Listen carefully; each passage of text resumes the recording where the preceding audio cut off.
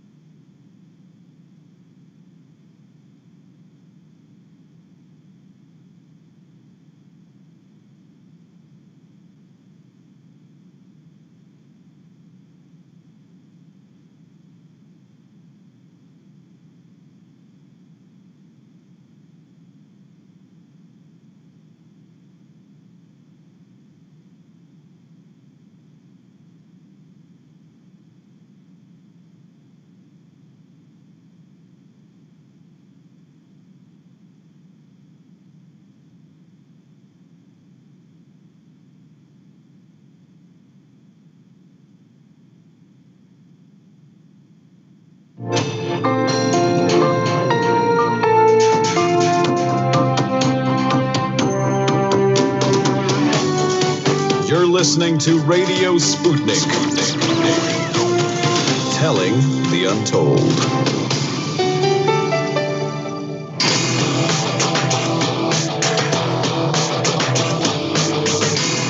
Fault lines. Live from across the divided states of America, it is time now for another edition of the most disruptive show covering news, events, politics, and more across this country, as well as the surface of our fragmented globe. In the Independent Corner, I am your political analyst, Shane Stranahan.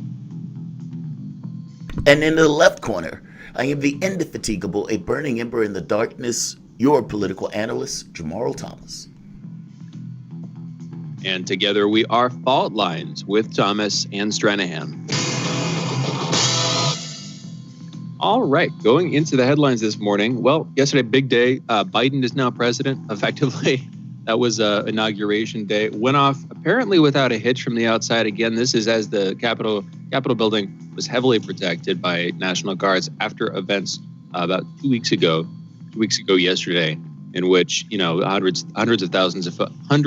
to thousands of folks, not hundreds of thousands, but hundreds and in some cases thousands of folks stormed by degrees the Capitol building, some reaching the steps, others breaching the interior, some even getting into the Senate and House chambers.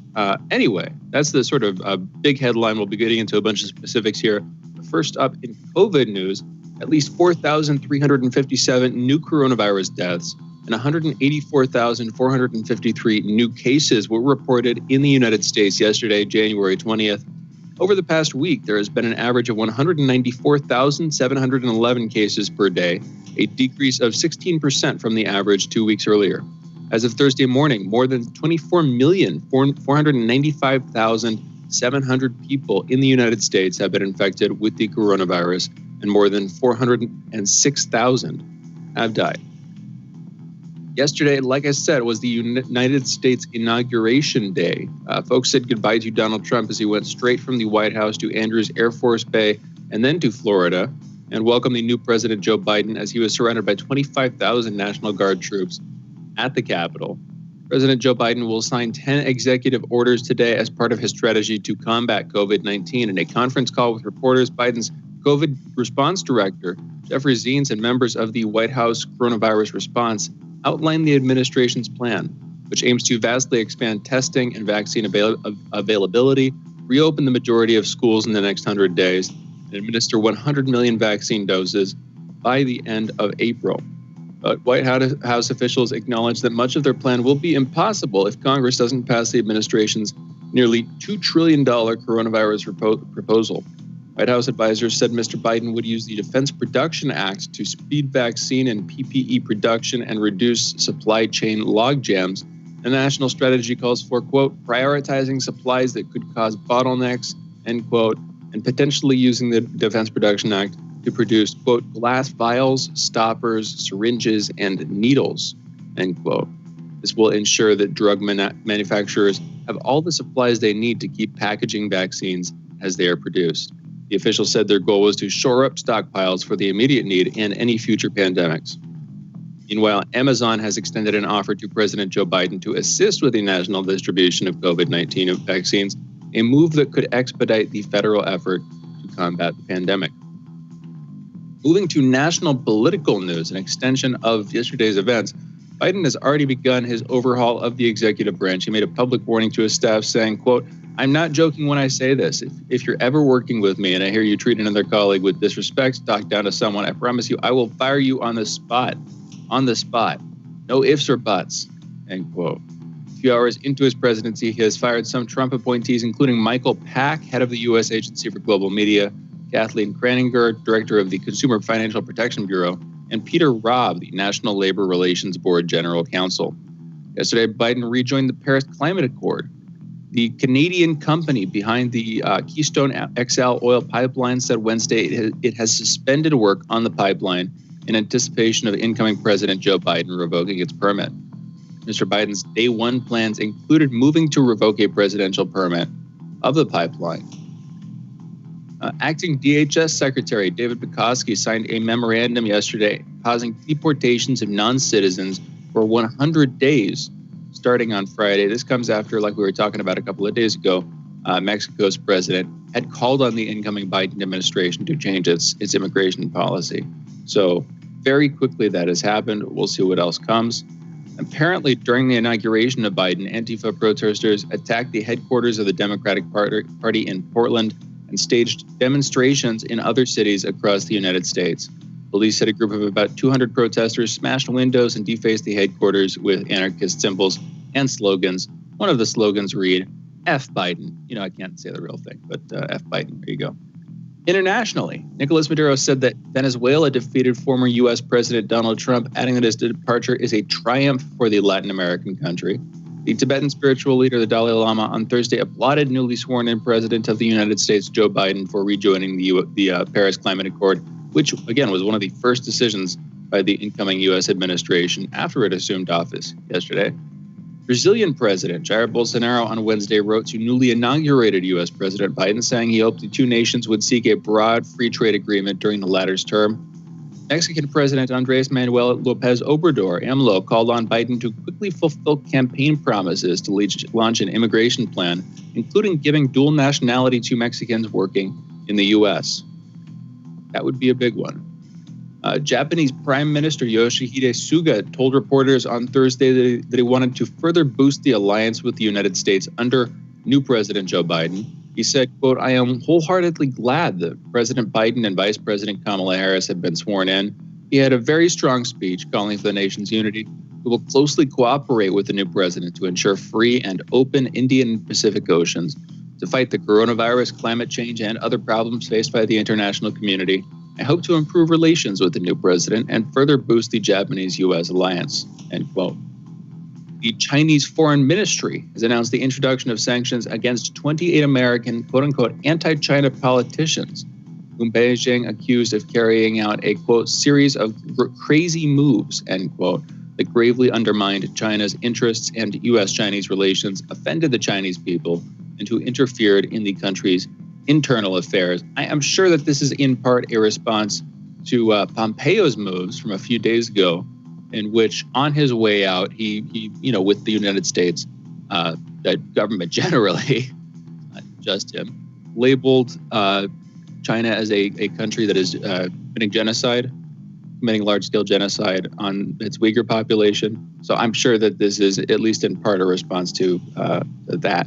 The list included prominent names from the now former Trump administration, such as Secretary of State Pompeo, ex-National Security Advisor John Bolton and his successor Robert O'Brien, former Chief White House Strategist Steve Bannon, and Director of the Office of Trade and Manufacturing Policy Peter Navarro. The ministry also slapped sanctions on former Deputy National Security Advisor Matthew Pottinger, Undersecretary for East Asian and Pacific Affairs David Stilwell, and Secretary of Health and Human Services Alex Azar, and UN envoy Kelly Craft. The ministry stressed the U.S. politicians, all of whom took part in implementing Trump's China policy, acted with no regard for the interests of the Chinese and American peoples while pursuing their quote-unquote selfish political interests and prejudice and hatred, end quote, against Beijing. China's authorities have thus banned the 28 U.S. nationals and their immediate family members from entering China, including Hong Kong and the Macau Special Administrative Region. People on the sanctions list and their affiliated companies are also prohibited from doing business in China. And you know what? I'm just going to throw this in here. I wanted to get through these because they're all, in some sense, they're all related. It's all connected to the inauguration and the incoming administration. Last one here in tech news. Cryptocurrencies could be coming under renewed regulatory scrutiny over the next 4 years if Janet Yellen, Joe Biden's pick to lead the Treasury Department, gets her way. During Yellen's Tuesday confirmation hearing before the Senate Finance Committee, Senate Maggie Hassan asked Yellen about the use of cryptocurrency by terrorists and other criminals. Yellen responded, "Cryptocurrencies are a particular concern." She said, I think many are used, at least in a transaction sense, mainly for illicit financing, end quote. She said she wanted to, quote, examine ways in which we can curtail their use and make sure that money laundering doesn't occur through those channels, end quote. So a crackdown on cryptocurrencies. This is the Bitcoin specifically recently reached an all-time high, although just as quickly as it did, it started to come back down, losing thousands of dollars in value over the course of just a couple of days. Last I checked, it was low 30s, but it's been a little while. Anyway, I'll cut it there. Those are headlines. You're listening to Fault Lines with Thomas and Stranahan. And Jamarl, now I turn to you. Big day yesterday. It seemed to go off pretty smoothly. Clearly a lot of folks in the country watching this thing, watching some of it too, talking about it. What was your opinion of how it went down? And if you had to do a sort of compare and contrast from what you would have expected, either feeling or hearing or thinking while, before it went down compared to what you actually felt and thought and saw about it, what's your take? It's funny. This particular presidency, when Obama, I'm sorry, my voice is a little hoarse. When Obama won, I remember Jesse Jackson was crying, like physically weeping on the lawn. And people were happy. They were ecstatic. They were excited. They thought it was this kind of new breakthrough, whatever that new breakthrough was. After all, Obama screamed about hope and change. And then in 4 years, it wasn't that. It was, let's keep this movement going and let's just attack Romney. When Trump came in office, it was the exact opposite. I had no expectations for Trump. There was this like mustard seed of hope that Donald Trump would buck the trend, but not so much. I had no feelings for Joe Biden at all. And I get the pomp and, pomp and circumstance, and you have all of the accolades. You have MSNBC basically touching themselves on television. I mean, you have some rough, even Chris Wallace on Fox News, even he was talking about this is one of the greatest speeches. It was utterly astonishing. It's almost as if all of these institutions were so happy to have Joe Biden back. And it seemed to be less about what Biden was going to do and more with the fact that Trump was gone. And basically, to me, it boiled down to Trump is no longer here. This is mourning in America, et cetera, et cetera. That's the way I felt about it. I didn't feel like there was any reality to it for the American public, if that makes sense. You need to show policy to me.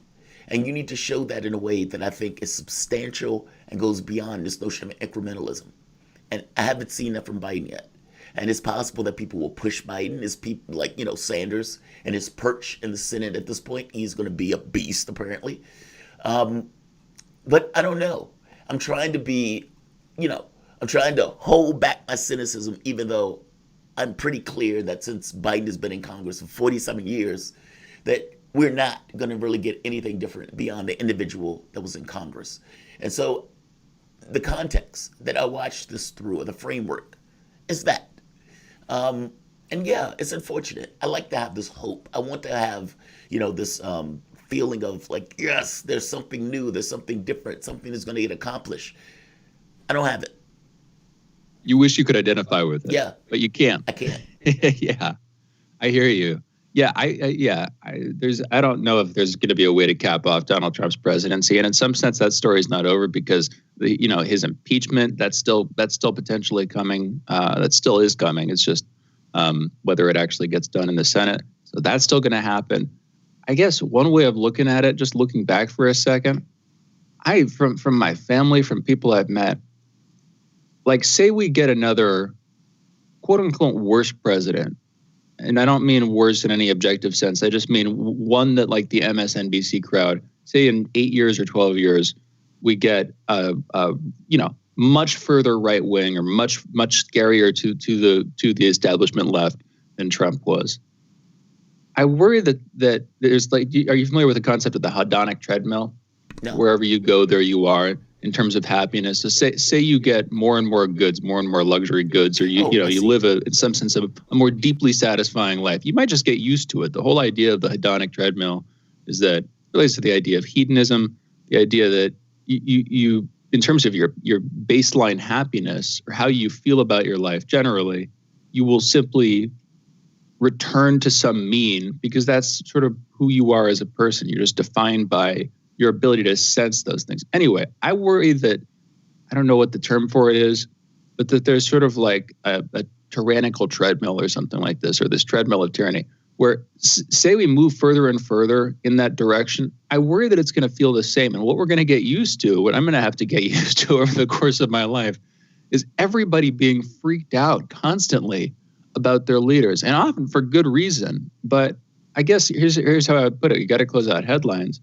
I have family members of mine, people I've met, have literally like refused to mention Donald Trump's name. They've treated him like he were Voldemort from the Harry Potter series, where like you can't say it. Like they've called him a monster and all this stuff. And when I've gotten, I was coming to them not like as somebody who was trying to defend him, although I was de facto having to, even though I don't like the guy, but there was and still is this lingering sense of craziness that I feel, the Trump derangement syndrome that runs pretty deep. And I'm worried that in like 8, 12, 16 years, something like that, if we see another figure like Donald Trump on either the left or the right, frankly, that we're going to get that kind of attitude again, stronger, but it'll potentially just become a pervasive sort of prevailing attitude that we have towards leaders, or at least some of us do towards some of our leaders. And that seems new to me. I don't think that we have really had that for the most part, in at least the last few generations. I'd have to look back older, but really historically, I think that Donald Trump was in some sense one of the first like bogeymen of presidents. But we need to go into a break. You guys are listening to Fault Lines with Thomas and Stranahan. We will be back in just a minute with our soapbox segment and Jamarl Thomas's monologue. Be right back.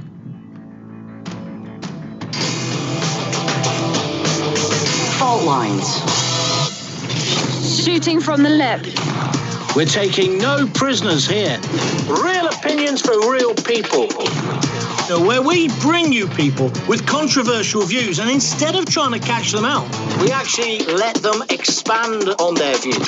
What's going on in British politics, European politics, and indeed in world politics as well. And wherever you are, whether you're a UKIP supporter, a Tory or Labour, everything is in turmoil. John Gaunt. Shooting from the lip.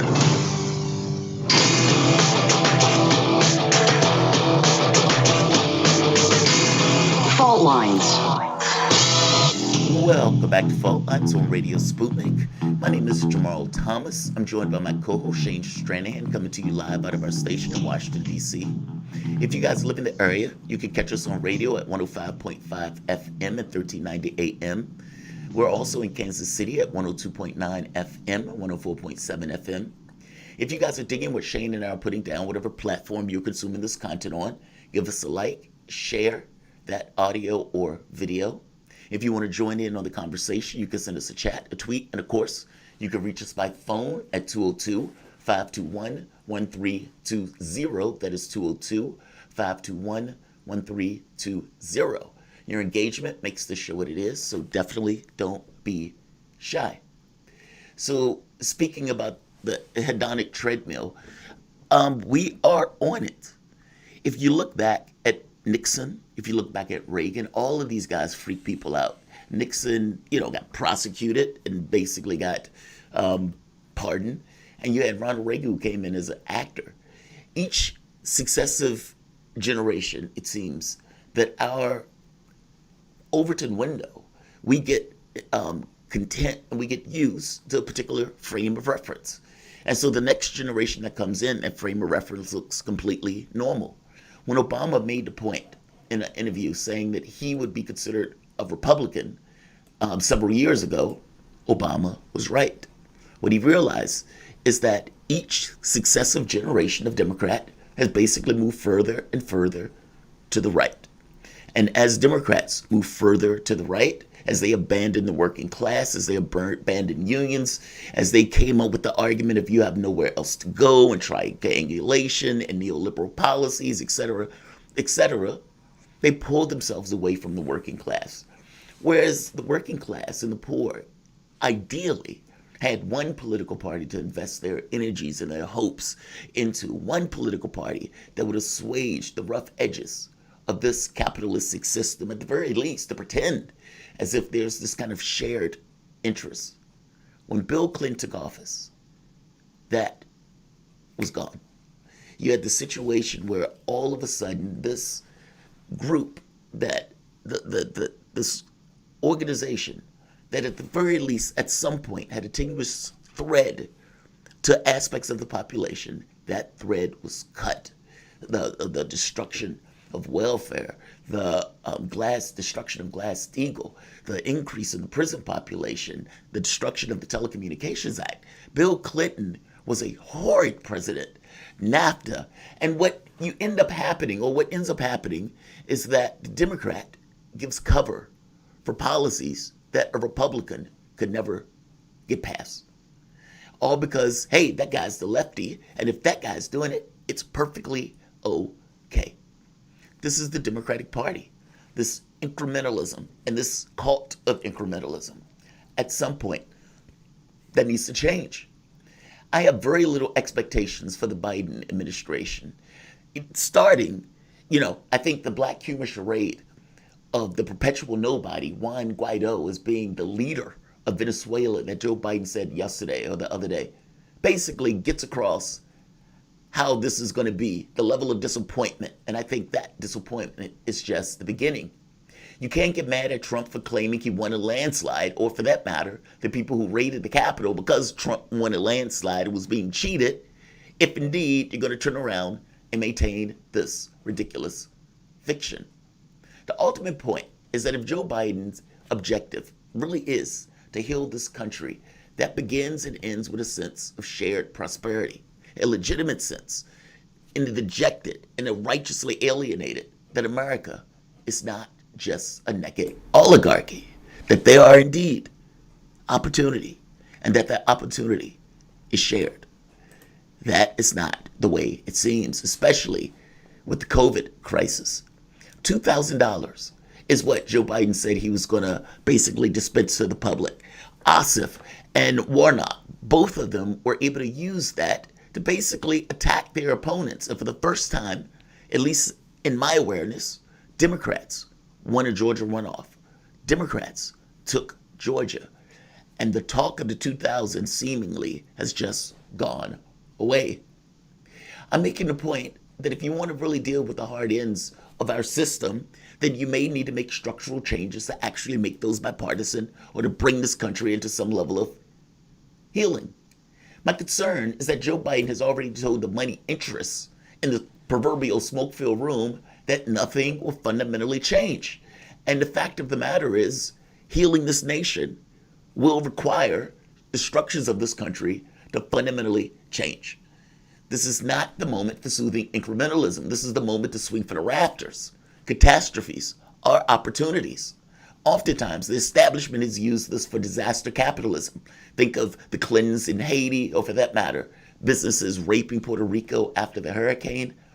But Biden is not, or shouldn't be expected to do anything that he didn't do for the 47 years. And for that matter, anything that he wasn't pushed to do. Meaning Biden got in office without any expectations on Biden. So what Biden does will basically be dependent upon, I suppose, whatever Biden wants to do.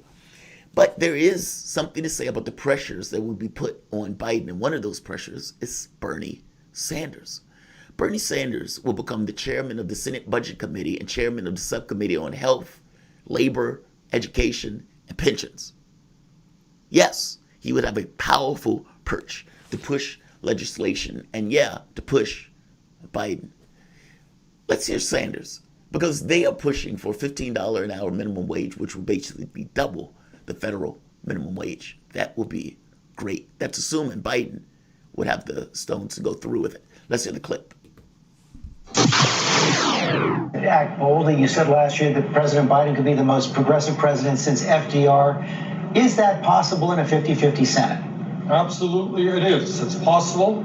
First of all, we hope that our Republican colleagues understand the kind of pain and desperation that is out there and work with us to respond to that desperation. Do you see any indication of that? It's too early to tell. I certainly hope that it will happen. But second of all, there are tools that we have. The president has executive orders, which can make a significant impact on the lives of people. And second of all, and I say this as incoming chairman of the Budget Committee, we have a process, as you know, called budget reconciliation. And that process, for a number of issues, not all, requires only 50 votes plus the vice president. So there is a lot that we can do through budget reconciliation, and I intend to do everything I can to make that happen. You simplified it well. I'm not going to get into the term reconciliation, but basically the president has a choice. He can choose to go a route where he tries to pass something with 50 votes plus one, or where he tries to get Republican bipartisan buy-in on the big plans. He seems to indicate that he wants to try that bipartisan approach, which it really is at odds, or at least in tension, with what you're talking about. Well, yes and no. I have no problem with reaching out to Republicans. I would prefer to do it that way. But if we hear very early on that Republicans do not want to act in a way that meets the needs of working people in this country or the middle class, sorry, we're going to do it alone. The truth of the matter is that Republicans used budget reconciliation over the years to provide massive tax breaks to the rich, to try to repeal the Affordable Care Act. We're going to use it to protect working families and the middle class of this country. I'll give you one example. We have a minimum wage here in Washington, national minimum wage of $7.25 an hour. Sanders is talking about pushing that to $15 an hour and plans on using budget reconciliation to do it. Joe Biden has already said he's on board for this, and so it seems like that's what these guys are going to push. Now, the catch here is if Joe Biden depends on using Republican assistance, he will not get it. Let's play the clip for Ted Kennedy. Ted Kennedy was fighting for a $2 raise over the course of several years. Let's play the clip. We have considered health issues. We are considering education issues. We're considering additional kinds of tax breaks for wealthy corporations. But do we hear from the other side a willingness, as this side is at this moment, at 12 after 5 today on Thursday? I speak for all of our Democrats and say, we're prepared to vote now. Now.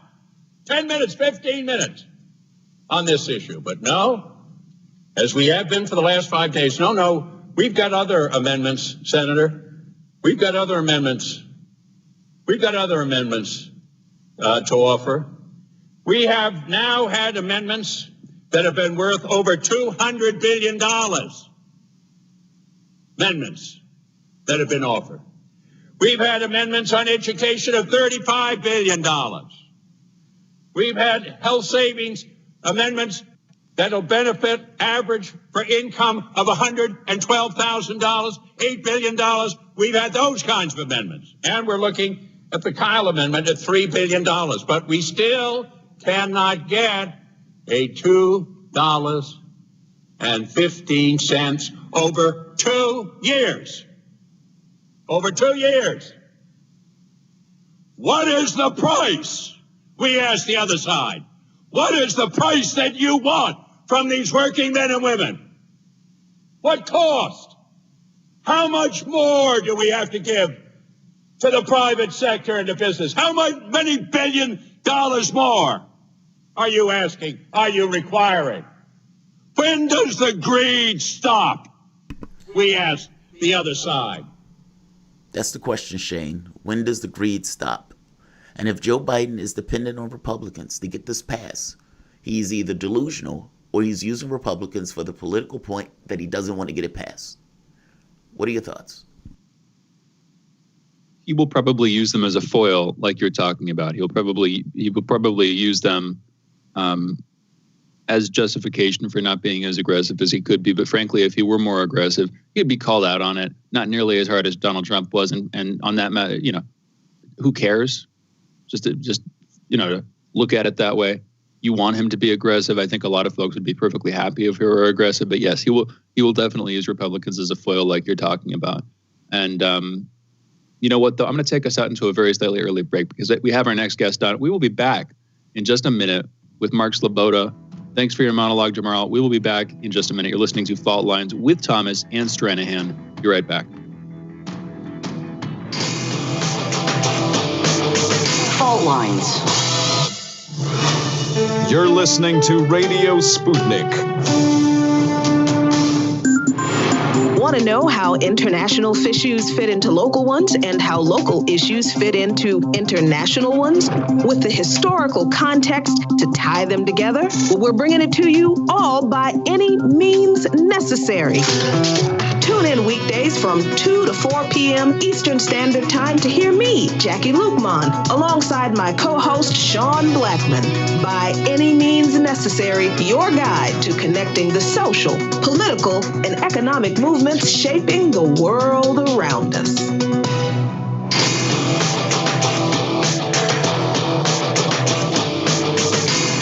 Fault Lines. And we're back. You're listening to Fault Lines with Thomas and Stranahan. And our next guest, soon to join us, we have Mark Sleboda, International Relations and Security Analyst. You can follow him, by the way, on Twitter at MarkSleboda1. Mark, thank you for being with us. How are you doing this morning? This afternoon, Shane, I suppose. Jamarl, thanks for having me. It's always an honor and a pleasure to be on Fault Lines. And yes, it's well into the afternoon here. There we go. It's good to have some reference. You're still you're a year-round resident of Moscow, right? I'm actually an immigrant to Russia. I emigrated from the U.S. to the Russian Federation. Thank you. Yes. No. That's I totally knew that. You're there. I guess that's what I'm establishing. Yes. Yeah. For folks who've listened to the show for a long time, they knew that. For folks who haven't, they might not. And we're going to be talking about Navalny and Russia. And so having you on the ground there, it just contributes to the case some. Anyway, we're talking with Mark about the return of Alexei Navalny. Alexei Navalny has, over the last couple of years, been turned from a relatively obscure Russian political figure, sort of Russian nationalist. I'll let you explain the details. Has been turned recently into a kind of cause celeb for parts of the American media and political establishment who can use him conveniently as a way to hammer Russia. Now, this came up most saliently mid to late last year when he was allegedly poisoned by a nerve agent while in Russia and then quickly received some emergency medical treatment, then was taken to Germany where he had been, the story is, staying for months, recovering from that nerve agent. Then this Sunday, he returned to Russia. He was immediately detained for crimes he had allegedly committed in Russia previously. So that's just the tiniest brief intro to the story, but there are so many more aspects we can get into. Maybe first of all, I want to get into this, Mark. Who is Alexei Navalny? What's his history briefly? What's his relationship with both the United States, China, and the EU? Certain other countries in the region. What's his political significance in the dynamics between these countries? And, just to start with, where did he come from? What has he done? What's his history, Mark? Yeah. Okay. So Alexei Navalny has long been propped, platformed, and promoted by the Western media as the opposition leader to Putin in Russia, for well over a decade now. But since his return from his vacation in Germany, it has reached a new fever pitch. And almost universally across the board, Western journalists are completely uncritically promoting him, and their constant refrain is, don't discuss his actual political views. right? Don't discuss his views on immigration, on race, on guns, his neoliberal economic views, his xenophobia. He's a guy who thinks that handing out guns to ethnic white Russians is a way to solve Russia's immigrant problem, as you see him. All across the board, his political views would be considered the odious far-right ultra-nationalist that he has long been in Russia, in their countries. But he has learned very effectively to rebrand himself and make himself more palatable for promotion by the Western press. That is his real core constituency. That is the refrain. First of all, he's anti-Putin. And that, of course, is the most important thing. That's the only thing they care about. He's rebranded himself as a anti-corruption crusader. And this is particularly ironic because he, of course, is a twice convicted fraudster, including the fraud and embezzlement of the French cosmetics firms Yves Rocher, which brought a case against him, and that has a lot to do with his return right now because he's now arrested for violating the probation of his suspended sentence in that case that Yves Rocher brought against him for embezzlement of several $100,000. But the Western media will try to tell you also, whitewash that and tell you that, oh, that's a politicized case. Well, of course, that's absurd. You have to believe that the French cosmetics firms, Yves Rocher, is nefariously controlled by the long, sinister arm of Vladimir Putin in order to encompass that into your worldview. But that doesn't faze them for a second. Alexei Navalny broke onto the Russian political scene some 2 decades ago as an ultra-nationalist blogger. He has headlined Russian ultra-nationalist marches in Moscow, a big event on Russia that they made out of Russia Day, kind of really tainting the new holiday to a very faint degree. Marching alongside real, literal, unquestionable, unwhitewashable skinheads and neo-Nazis, under the Russian imperial flag, the old black, white, and yellow Russian imperial flag. And you can easily find pictures and notices of that. He has also led race riots in the Moscow suburbs, right? He has a particular thing against migrants from the Southern Caucasus or Russian residents from the Northern Caucasus. They're Muslims, and he's, on top of being a racist, he's also a fairly unrepentant Islamophobe. They don't fit in the white European destiny that he sees for Russia. So he has referred to these people as cockroaches, suggested handing out guns to deal with them. He's made videos, commercials for himself about it in times past before his attempted rebranding. But all these views, he was also kicked out of an actual liberal party, Yabloko in Russia, for referring to a female delegate from the Caucasus as a, well, in Russian it would be kind of a black rear end, would be the politic way to define it. But they would have you believe that this is all old news. Why bring this up? I mean, why discuss the actual political views of the person we are promoting as the political opposition leader in Russia? They would say it's old. He doesn't talk about that anymore. Well, actually, in recent interviews to the Western press, to the Guardian's Sean Walker in 2017, and to Der Spiegel in 2020, he was specifically asked about these views in passing, in small 2-sentence notices, and he reaffirmed the constancy of his views. My views remain the same. I regret nothing. I think it's a positive that I can appeal by whatever hook and crook to both liberals and nationals. That's his view. So, there's no excuse there. It is blatant whitewashing and trying to ignore the way his actual political views, because he's an effective destabilizing weapon against Russia. He's anti-Putin, and because our editorial lines on our journalism, geopolitics takes precedence over any type of actual consistency of our liberal views that we claim to actually have. Liberalism for our country, we would condemn him here.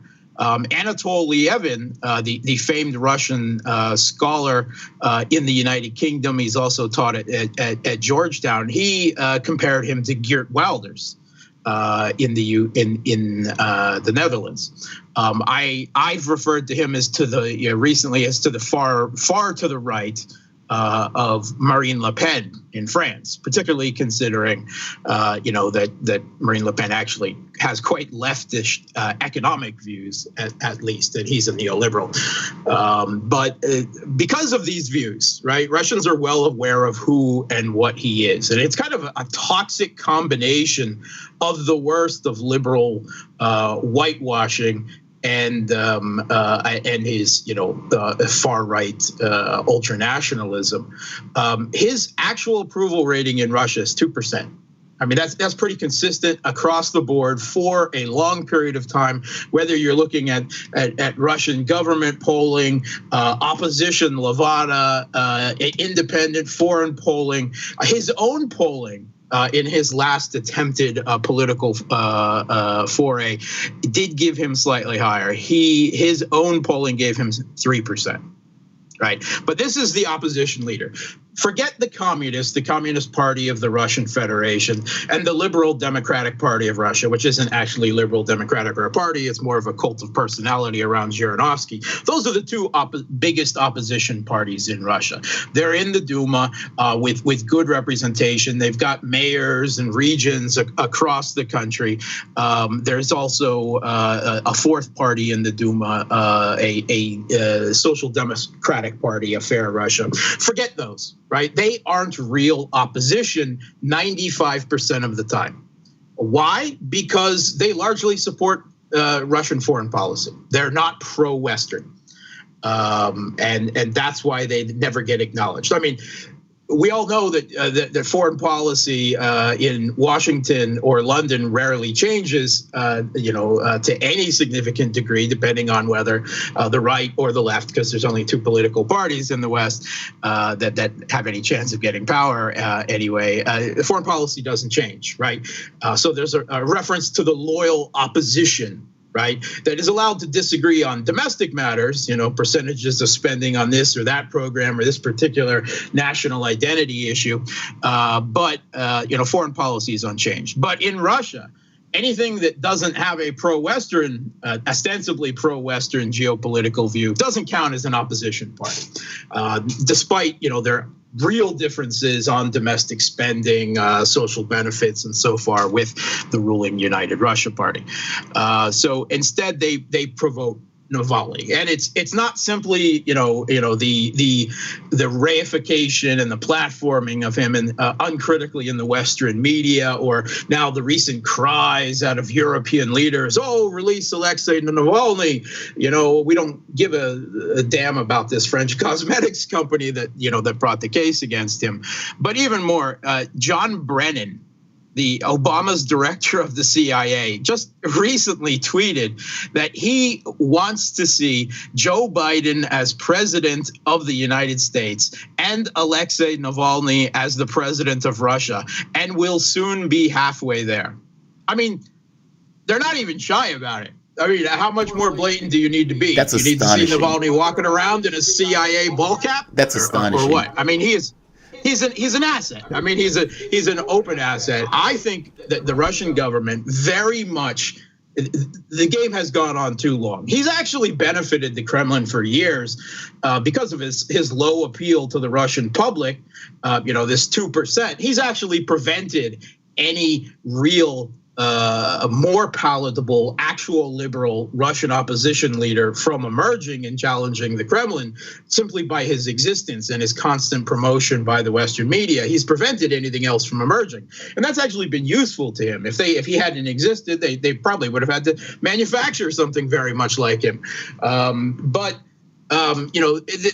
This has reached a fever pitch recently with this fable about the poisoning of his penis with magic underpants, the most deadly poison in the world, a weapon of mass destruction, too deadly to use, according to the New York Times, which, of course, once again, he miraculously recovered from in just 33 days. A nerve agent supposedly 10 times more deadly and fast acting than VX. And I had CBRN training as a Navy nuke, and I know what the horrific effects and symptoms and the limited possibilities for treatment on the human body of exposure to even normal nerve agents are. And that makes this whole idea it's really a laughable, ridiculous, absurd story that only a press that just is complete stenography, that uncritically accepts everything that is said, could believe that this man was poisoned, not even once, but twice with Novichok, according to some accounts. I believe the Russian government, the intelligence services, assassinate people, just like I do of the CIA, MI6, Mossad, you take it, right? But not Navalny, and not in this way, and not with the incompetence. All right, this is quite obviously a psyop meant to prepare him as a martyr to destabilize the country, and ignoring or whitewashing his actual political views is the Western media's job going forward, as he is sent back into Russia as a returning martyr figure. Mark, thank you. So that was an expansive overview. This is not stuff you're going to hear anywhere else in the Western media. Thank you for that. Unredacted. We're going into a break right now, but we're still joined by Mark Sleboda, international relations and security analyst. We'll be back with him in just a minute. You're listening to Fault Lines with Thomas and Stranahan. Be right back.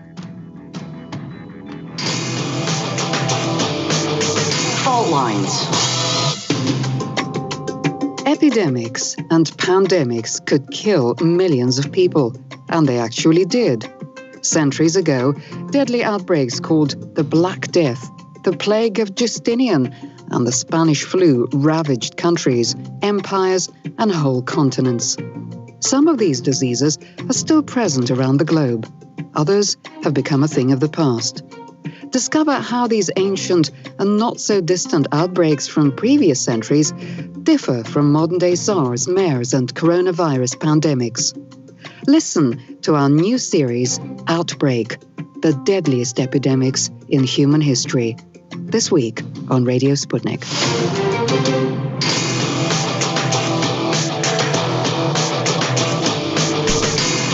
Fault Lines. Welcome back to Fault Lines on Radio Sputnik. My name is Jamarl Thomas. I'm joined by my co-host Shane Stranahan, coming to you live out of our station in Washington, D.C. Joining us is Mark Sleboda, international relations and security analyst. Mark, again, welcome to the show, man. Thank you for joining us. Thanks for having me. It's always an honor and a pleasure to be on Fault Lines. Absolutely, thank you. I remember when they were having these flag burning ceremonies in the Ukraine, and Western media whitewashed it, act like it was never taking place. And then I remember an article comes out where someone was like, hey, maybe we shouldn't be ignoring these flag burning ceremonies. So that gets to the whole idea of, this expectation of giving really a rundown on Navalny. So I really do appreciate you doing that. I mean, that's, like Shane said, that's not necessarily something you get under normal circumstances. Going from here on out, I have great concerns about what is to come in the next 4 years regarding democratic politics. I don't believe for once that a momentum that is created evaporates immediately, meaning Russia was used as a battering ram against Donald Trump, every bit as much as China was used as a battering ram for Donald Trump, meaning Trump would use China as a basically to excuse all of the failings of his own administration. But the Democratic Party did the exact same thing with Trump and Russia, meaning that nonsense. And despite one plank after the next falling apart, either in court or the Mueller investigation, you still have many of the people who still push this and, more importantly, still believe this. What is Biden, with all of this force on his back, with the whole Russiagate nonsense, what do you expect for him to do in this office? And more importantly, what is the Russian government expecting Joe Biden to do in this office? Yeah, okay. So I'm not even worried about the pressure on his back, right, that Trump has created. I'm worried about Joe Biden himself, because he was Obama's vice president. And, he was sitting very much in the room, one of the principal decision makers, by all accounts of the inside working of Obama's administration, exerting strong opinion and pressure on U.S. foreign policy, be that the destruction of Libya and turning it into a failed warlord state, slave, where slaves are literally sold, in town squares, and terrorists from across the world have now flocked to as a haven. Whether it's the open, literal illegal training, arming, and salarying of jihadists and Islamists, literally allied and embedded with Al Qaeda for regime change in Syria, or his support of this putsch to overthrow the democratically elected government in Ukraine in 2014, a putsch that had a violent vanguard of Western Ukrainian ultranationalists and Banderite fascists who today continue to be peppered throughout the parties and the government, and have been fully integrated into the military and security forces. They haven't gone anywhere. They're stronger than ever, and they're teaching Ukrainian kids in schools. And that was all under Joe Biden. Joe Biden was Obama's an effective proconsul for the new regime that they helped shepherd into power into Ukraine. And a matter of fact, the woman who did the shepherding as Obama's Deputy Secretary of State for European and Eurasian Affairs, the neocon maven and wife of Robert Kagan, the king of neocons, a woman who had been one of the principal foreign policy advisors to Dick Cheney before she was brought into Obama's administration. Joe Biden has already rehired her in a new position, political affairs in the State Department, but that is a clear indication of where Biden is going forward on Russia. He's bringing Victoria Nuland, the neocon, back in. The one who quite famously was caught on tape, not only deciding with the U.S. ambassador to Ukraine who the new prime minister of Ukraine should be, but when they were disagreeing with Europe's pick for that putsch result, she infamously said "F the EU," and Biden brings her back, and that's an indication of where we are moving forward. Joe Biden has indicated on the other side one positive stance, that unlike Trump, he is willing to renew, at least temporarily, pending further negotiations, the New START Treaty, the last building block of Cold War era nuclear weapon control architecture, the one that limits the amount of active poised warheads on launchers pointed at each other's country. And that's good. I mean, but quite honestly, that's a very low bar. Only a lunatic who wants a new quantitative nuclear arms race to coincide with the already existing quantitative new tech arms race that has existed since the early 2000s, when the U.S. unilaterally pulled out of the anti-ballistic missile treaty with Russia. Only a lunatic who wants that could be against renewing the New START treaty. But at least that's one positive thing out the gate. But whether it's on Ukraine, we've heard statements from Blinken, Anthony Blinken, who will be Biden's nominee for the State Department. I don't expect any serious challenge to him, or whether we're talking Jake Sullivan, who will be Biden's pick for the National Security Advisor. These are the principal people you want to look at their statements because they've already reached agreement with Biden on these things, and I expect that you see the U.S. doubling down on regime change efforts against the Assad government in Syria, which once again brings up the potential for direct military conflict there, as the U.S. still has military occupation forces sitting on Syria's oil fields in that country, and they may very well get back to supporting jihadists and Islamists there, as Turkey does now, as well as their supports for the Kurdish proxy government in East Syria. In Ukraine, they've already indicated that they want to send more deadly weapons to Ukraine so the regime in Kiev can continue to, kill the people of Donbass, of East Ukraine, into submission to their unconstitutional and illegal seizure of power with U.S. open backing in 2014. And I have also seen plenty of indications that Biden's foreign policy, even on China, won't change. Right? I don't expect any backing away from Trump's, battering on China.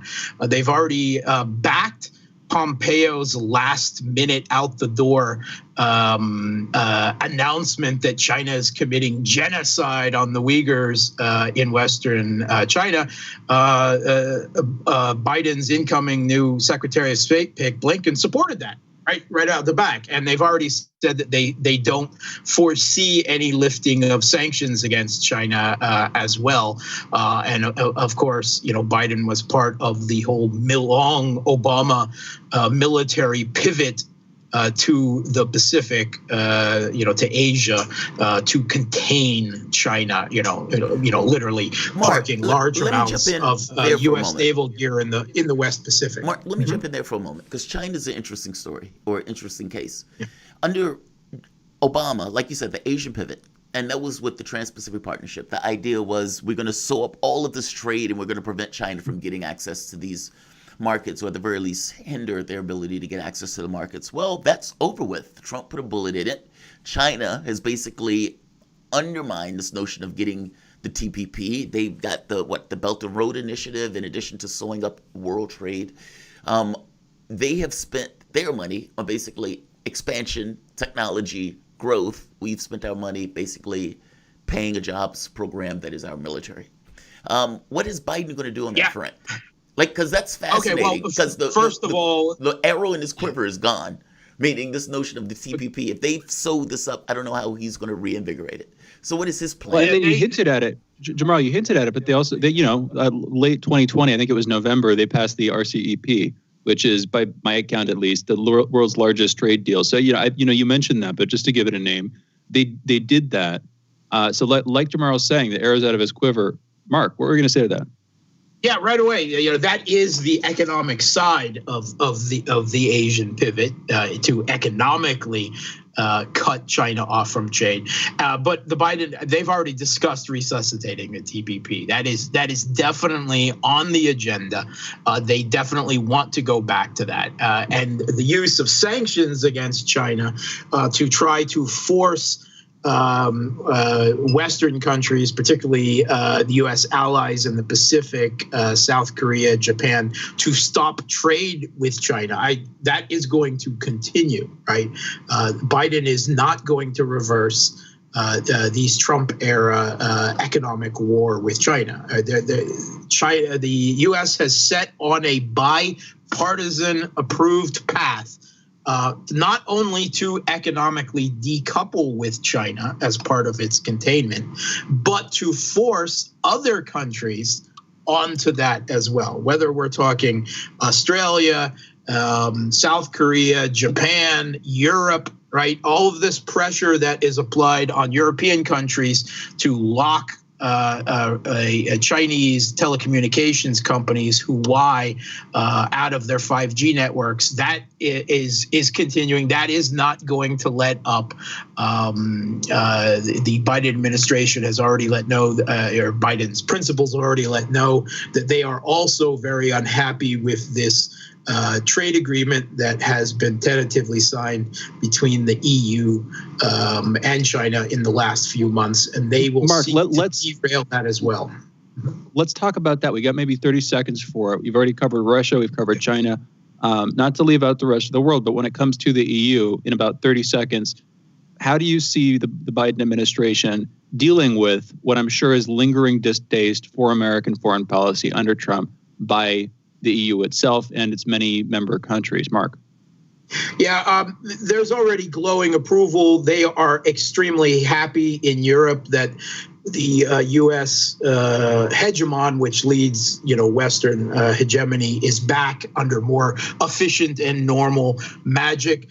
He's been heralded by leaders across Europe. His return, Macron has already asked him to send more troops back to the Middle East. There's actually more troops in the Middle East now than when Trump took office, but Macron wants the U.S. to send more forces there. And the European Commissioner President Ursula von der Leyen told the EU lawmakers yesterday, speaking of Biden's inauguration, in all beginning there dwells a magic force. I mean, that's the type of sycophancy, the type on Europe towards Biden. That sums it up. Mark, thank you for joining us. For those listening, Mark Sleboda, International Relations and Security Analyst. You're listening to Fault Lines with Thomas and Stranahan. We will be back in just a minute with headlines.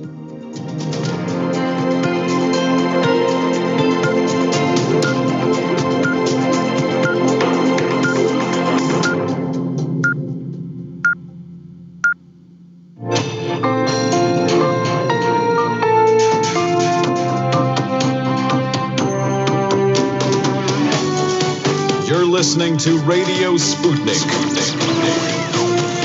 Telling the untold.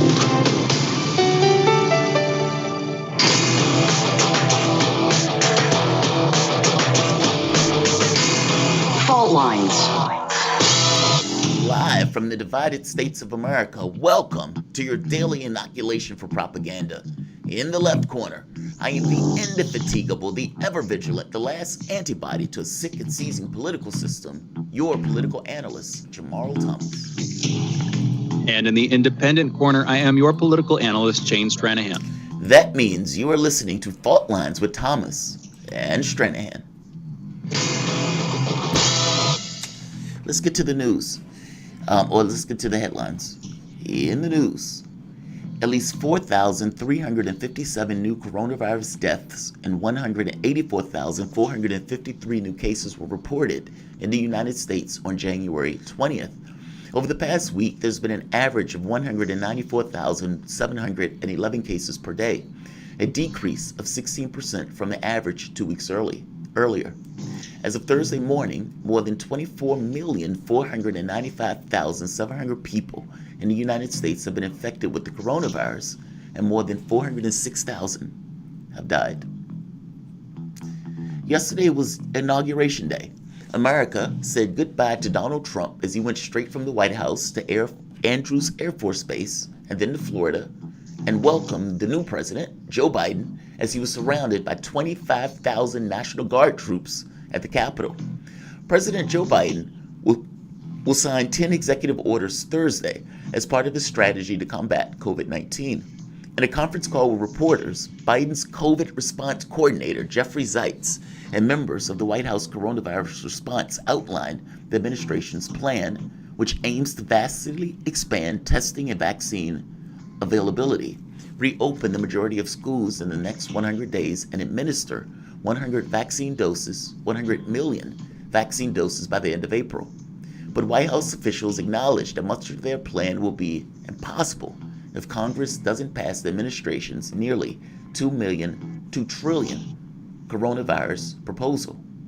White House advisors said Mr. Biden would use the Defense Production Act to speed vaccine and PPE production and reduce supply chain logjams. The national strategy calls for, quote, prioritizing supplies that could cause bottlenecks, unquote, and potentially use the DPA to produce, quote, glass vials, stoppers, syringes, and needles, unquote. This will ensure that drug manufacturers have the supplies they need to keep packaging vaccines as it's produced. The officials said their goals was to shore up stockpiles for the immediate need and future pandemics. Amazon has extended an offer to President Joe Biden to assist with the national distribution of COVID-19 vaccines, a move that could expedite the federal effort to combat the pandemic. Interesting. Biden has already begun his overhaul of the executive branch. He made a public warning to staff yesterday, quote, "I'm not joking when I say this. If you're ever working with me and I hear you treat another colleague with disrespect, talk down to someone, I promise you I will fire you on the spot. No ifs or buts," unquote. Interesting. I wonder, does that include Joe Biden himself? I doubt so.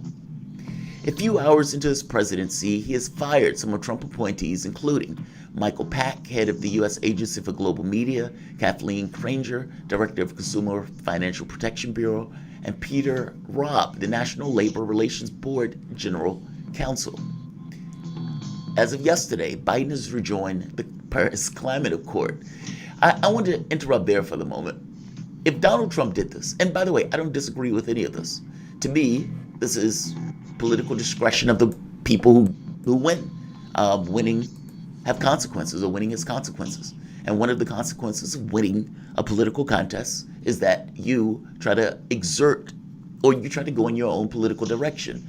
And sometimes people who were there prior are a hindrance to you doing that. So I have no issue with Joe Biden getting rid of Trump appointees, just like I had no issue with Trump getting rid of Biden appointees. Losing elections have consequences. This is just one of them. The thing I want to point out here, if this was Trump, all sorts of howling would be taking place. They would say, oh, he's trying to put in his cronies. Oh, he's getting rid of all of these people, these good people who are just doing their jobs. They would howl like nobody's business. But again, I have no issue with this. He's just putting in the people to affect his particular agenda. The Canadian company behind Keystone XL oil pipeline has said Wednesday it has suspended work on the pipeline in anticipation of incoming Joe Biden revoking his work permit. Mr. Biden's day one plans include moving to revoke a presidential permit for the pipeline. If I'm not mistaken, he's already done that. He did that yesterday. This was a big deal. This was a huge political fight during Obama's time, if you remember. There was the Native Americans basically praying while they were being shot in the face with plastic bullets or rubber bullets.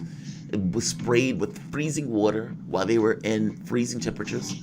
And again, this was all because they were trying to protect their water. Their argument was basically, if you're putting this pipeline here, there's no way for you to ensure and to give us credible and reliable affirmations that this pipeline won't leak and our water won't be contaminated. And it was added to that when the pipeline was supposed to be going into another direction that was going to be in a predominantly white neighborhood, that they decided they didn't want to do it. They would just put it in a Native American neighborhood. I strongly suspect this was because between the two, one was powerless and the other had a little bit more say-so and was more akin to, let's say, within the mindset of the cultural identity of the government. Let's go with that. Shane, what do you think about this? I mean, this is good, but this is the aggravating thing about Democratic politics is the incrementalism.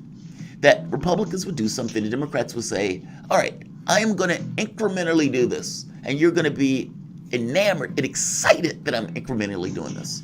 And I try to point out that this is somewhat of a scam of the ruling class, that the political ideologies of these guys are very close together at this point. When Obama is standing with George Bush, who's standing with Joe Biden, and who's standing with Michelle Obama, and all of them are hugging and holding hands, and they're talking, and they're giving affirmation, and they're rehabilitating the image of George Bush. Do you think that there's this great political gap between these guys if they can hang out like this? No, there's not. Obama picked up on the policies that Bush effected, be it the drone policies, be it the expansion of the wars, and he kept on with it. Joe Biden, for all of the belly-hewing about Donald Trump, what did he do? He picked up on the policies for Venezuela, still calling Juan Guaido permanent nobody, pretending as if he's the president or the leader of that particular country. I mean, I guess the point I'm making here is this was one of those big deals, and it's small, it's minor. But because of the Republican policy on this stuff, that minor, small thing is actually a big deal in comparison to what is normal. Does it make sense, Shane, that we're so used to little or nothing that incrementalism becomes this kind of applauding thing? It's sad. Yes, the words that the different political bodies the words that they use to appeal to their bases, the words that Democrats say to Democrat voters and the Republicans say to Republican voters are different. So there are flavor changes. And certainly when it comes to the environment, for instance, there are significant differences. When it comes to economics, there are fewer, but still some differences. When it comes to the military, there are very, very few differences. And I would say that foundationally, if you're trying to identify some key problems in American society, in our economy, in terms of where our GDP is going, you've got to address the military-industrial complex. And really, when within the last handful of years, within the last 4 or 5 years, when Trump came in and started talking about the swamp and draining the swamp, it's easy to misinterpret what that means. And again, I don't want to play too much of an apologist here, especially over after the events of the last couple of weeks. But it's easy to sort of misunderstand or misaddress what he's talking about. But if you're talking about a persistent state, a state apparatus that tries to change not just American foreign policy, but sort of leading the horse by its head, the body of American domestic policy as well, which is what that does, you're only going to get a difference to a rounding error. You're only going to get a marginal change in the key underlying policies that keep Americans poor and Americans dying, as well as many other people in many other countries poor and dying as well. So agreed on that front. You've got to. It's a hydra, sort of, but if you don't address it at the root, if you don't come back and actually try to take the thing down in some key sense, which we're not going to do, sadly, anytime soon at least, then you're only going to get these flavor differences. Which brand of American ice cream do you want? Anyway, I agree with you, Jamarl. I mean, I think part of the problem is that the incrementalism perpetuates our system. And it gives this tiny, tiny release valve where they could say, see, look at this tiny, tiny big thing. And it becomes sufficient in and of itself. Like when Donald Trump said, okay, I'm going to give Americans $1,200 and I'm going to pass the PPP loans and those type of things. Now that's just, it's like obvious in order to deal with a crisis of the magnitude. And honestly, it was insufficient. But the American public basically applauded him doing that. Small changes. It's as if we've gotten to the point where the incrementalism is triumphant. And I'm making the point that it's not. Like, if you're not pushing for, at the very least, Medicare for everybody with COVID-19, then you've dropped the ball. What, 29 million, 28 million people infected with a virus? And it was the government's fault? The government dropped the ball, and you have a situation where all of these people, despite the government dropping the ball, are stuck with the medical bills. They're stuck with their businesses being shut down, meaning they're stuck with the consequences of the government's ineffectiveness in dealing with this. And yet, but Jamarl, go for it. Jamarl, you disagree with that? If we gave Medicare for all to everybody with COVID, wouldn't people just be going out into the streets, like kissing the elderly, sick and dying? Don't you see that happening? It's tomorrow? Like, wouldn't they just get infected on purpose just to get that good old sweet health care? That's such an odd argument, but that people make, right? When I was talking to people who were in the UK and Canada, and I was asking them about their healthcare system, and they said basically in the beginning there was a run on it because people didn't think it was going to last. Once people realized it was going to last, it leveled up. Nobody is going to go for healthcare if they don't need healthcare. And the fact that this can cut the amount that we spend for healthcare, it should be a gimme. And more importantly, the fact that we dropped the ball on healthcare makes it a priority. Meaning, it's one thing if we did due diligence on the COVID-19 stuff, But we didn't do due diligence. And the people that are ill, the people that are going to get kicked out of their houses, many of the people that died, all of those things were the direct result of our malfeasance and not dealing with this suitably. So, yeah, let's talk about this in a couple of minutes on our open segment if you're down. I want to come back to this. Yeah, perfect. Okay, good. Because I think that's a big deal. And I think lawsuits and everything else should be brought to bear for this, but we can talk about it in the next segment. Acting DHS Secretary David Pekulski signed a memorandum yesterday pausing deportations of non-citizens for 100 days starting on Friday. They also paused student loans going all the way out until September. That one is more interesting because lefties have been pushing Joe Biden to get rid of student loans and basically saying you have the power to do it. It's the same power that Trump used to pause student loans. It is basically the similar or same power that you're using to pause them now. Get rid of the debt. Biden has said 10,000. Chuck Schumer has said 50,000. I think the lefties and most of the people are looking at all of it, or at the very least 50,000, what will be like 90% or more of the student debt. Yeah, you should do it. You've given bailouts to the upper class, to the 1%, going on for the last 30, 40, 50 years. It's time to bail out the rest of the population. That's if indeed you want to get rid of this kind of anger and angst in our politics. Apparently, during the inauguration of Biden, Antifa protesters attacked the headquarters of the Democratic Party in Portland and staged demonstration in other cities across the United States. Police said a group of about 200 protesters smashed windows and defaced the headquarters with anarchist symbols and slogans. One of the slogans read, F Biden. I would like to get clarification if we know as a flat fact that was Antifa, but we can talk about it later. Nicolas Maduro said Venezuela defeated former U.S. President Donald Trump, adding that his departure is a triumph for the Latin American country. Look, he's right. And, I don't mean this as a rah-rah, Maduro rah-rah anybody else. I just mean it almost as a flat fact. The objective that Donald Trump and Pompeo and Abrams that these guys pushed for was basically the overthrow of the Venezuelan government short of a war. And one instance after the next, it failed. And whatever you want to give the reasons that it failed under normal circumstances, the U.S. does the stuff in covert fashion. This wasn't covert. This was in the open. Juan Guaido was basically traitor to the country, but was not able to get any level of traction in regards to the coup. But now Guaido is Biden's guy. And Biden is basically telling people to continue the charade that Juan Guaido is leader of the country. He is not. Those are your headlines. You're listening to Fault Lines with Thomas and Stranahan. So let's do this. Let's take a break. We have a few more headlines that we probably could get to, but maybe we might touch on one or two in the next segment. We are probably going to be taking calls in that segment also. The phone line is 202-521-1320. You guys are listening to Fault Lines with Thomas and Stranahan. We will be back in a moment.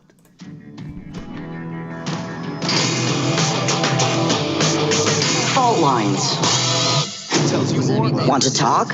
Get in touch with us at radio@sputniknews.com. What do we want? News, politics, and culture. When do we want it? Wait, we weren't finished. News, politics, and culture without the red and blue spin. Okay, so now when do you want it? Daily from noon to 2 p.m. Eastern Time. Okay, satisfied now? Never. Tune into Political Misfits on 105.5 FM in Washington, D.C. and on 102.9 and 104.7 FM in Kansas City, Missouri. Daily for our analytical fix. Don't surrender.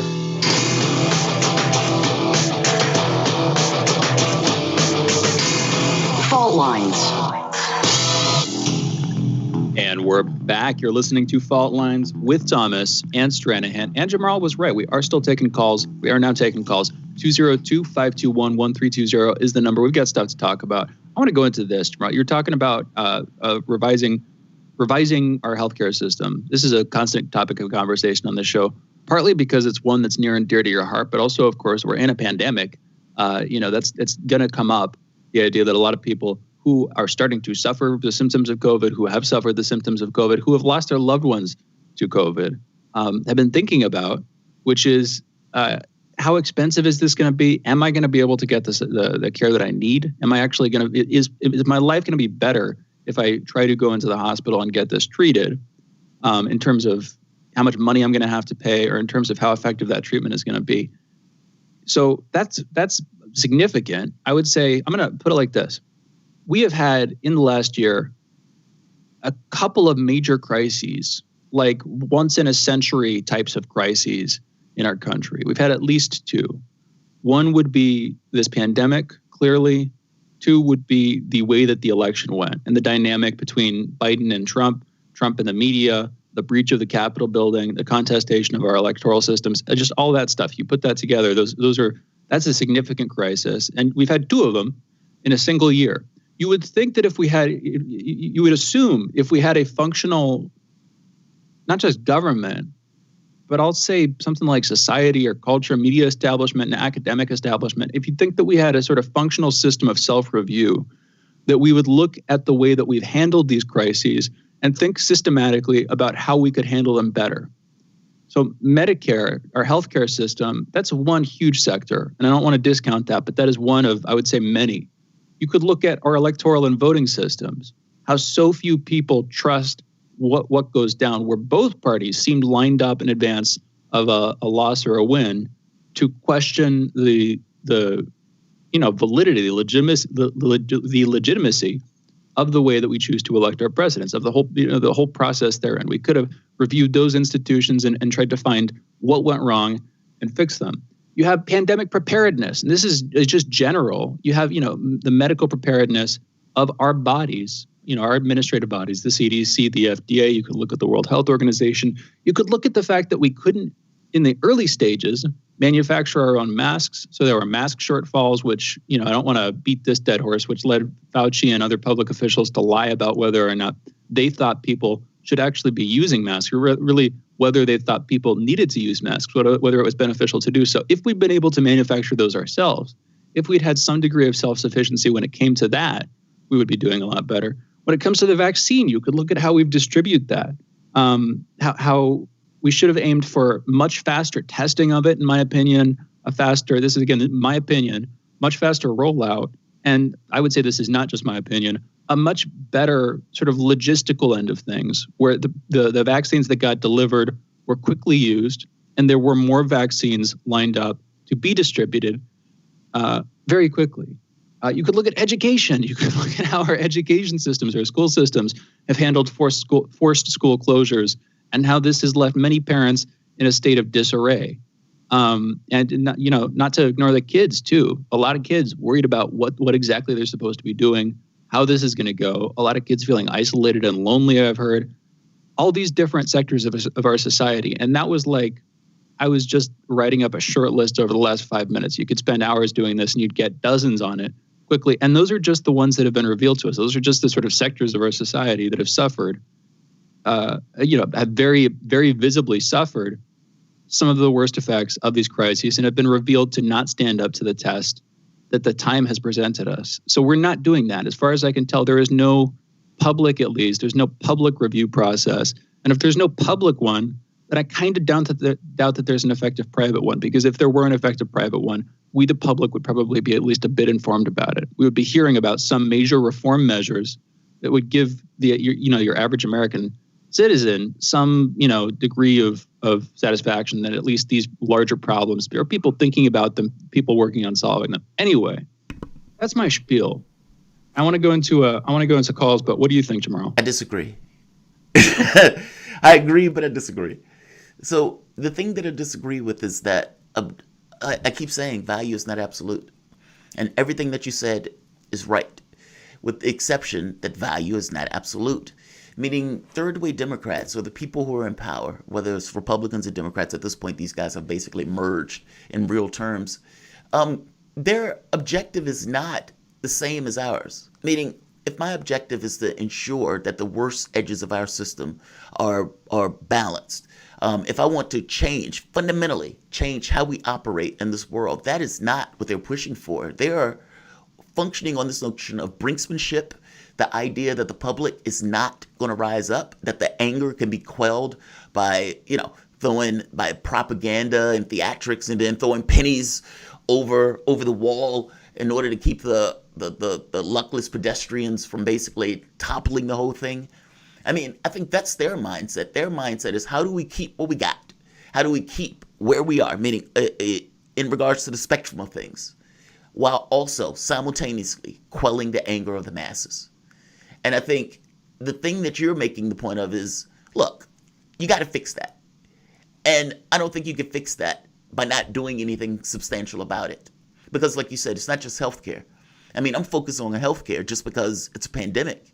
And just because, to me, the fact that the government dropped the ball so wholeheartedly, meaning if you argue, or if somebody argues, any Democrat, that Donald Trump did a horrible job in dealing with COVID-19, then you've already made the argument that the public itself should not be held responsible for something that the government did.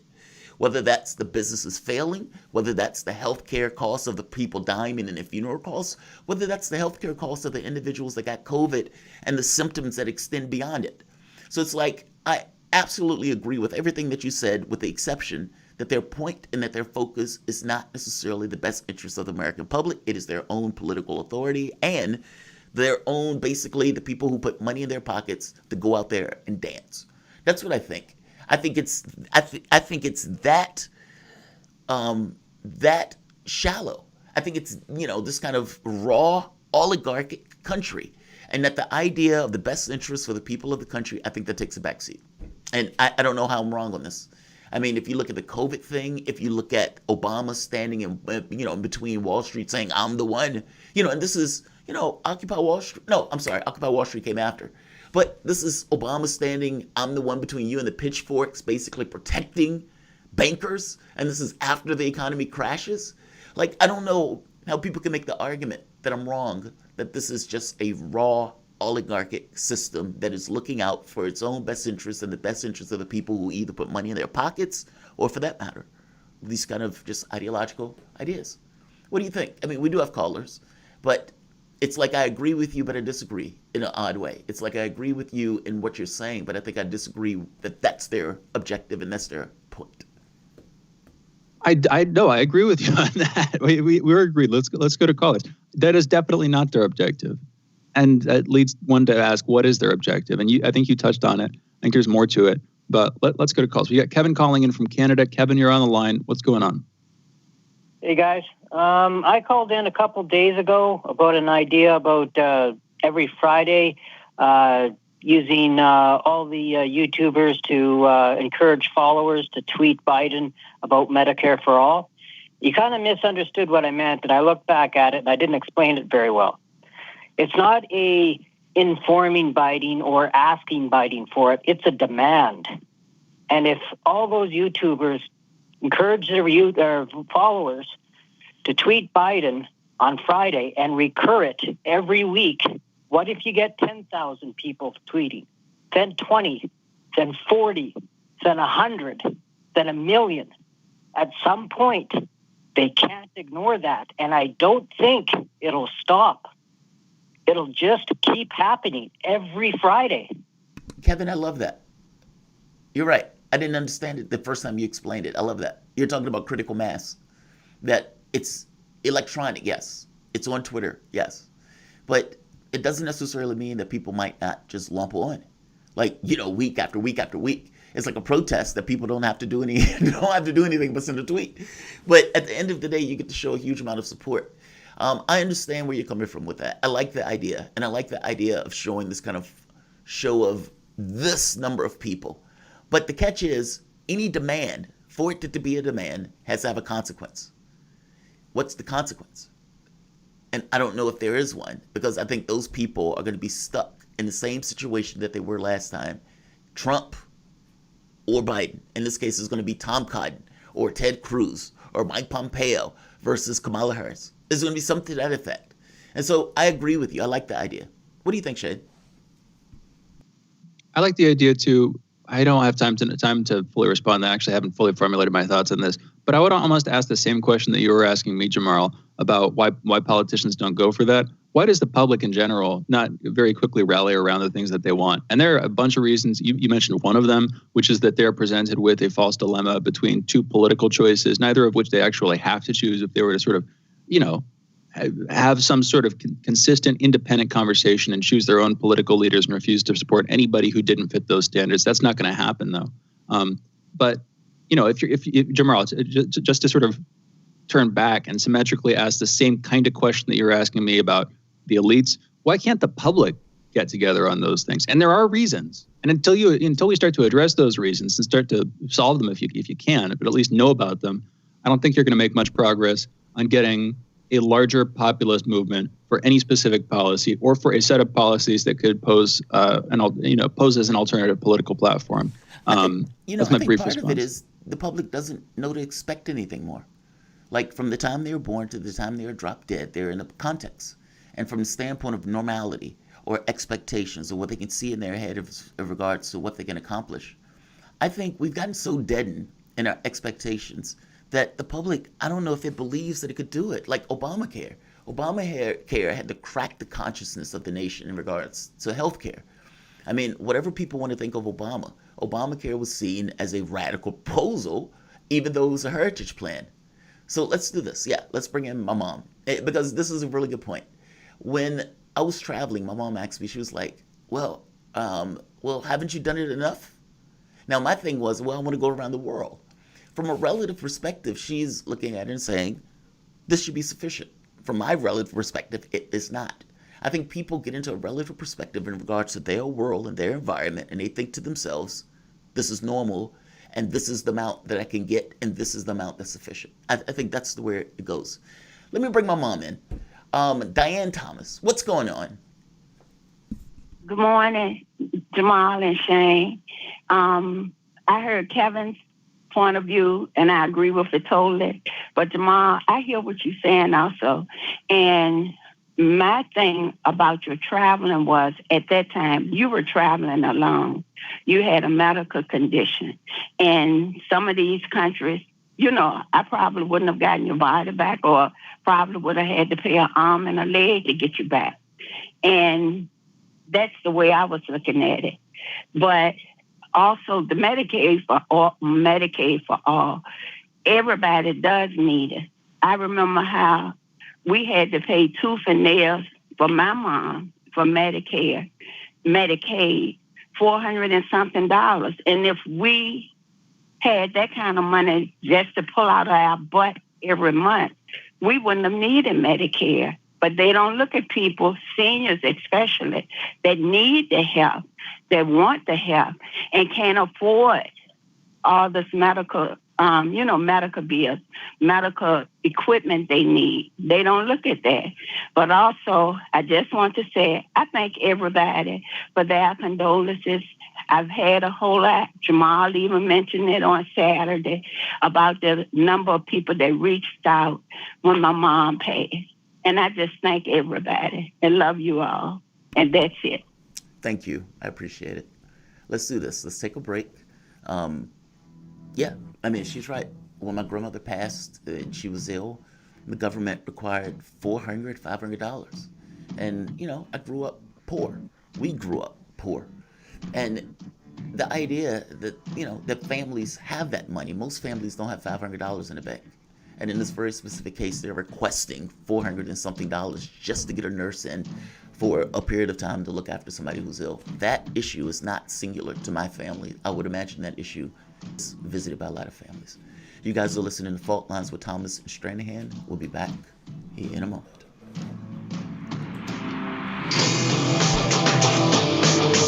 Fault Lines.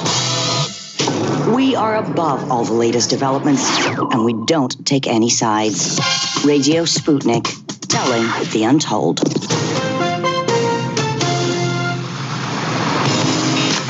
Are you bored? Are you lonely? Do you need a hug? Well, we can't give you that, but we can keep you up to date on Radio Sputnik.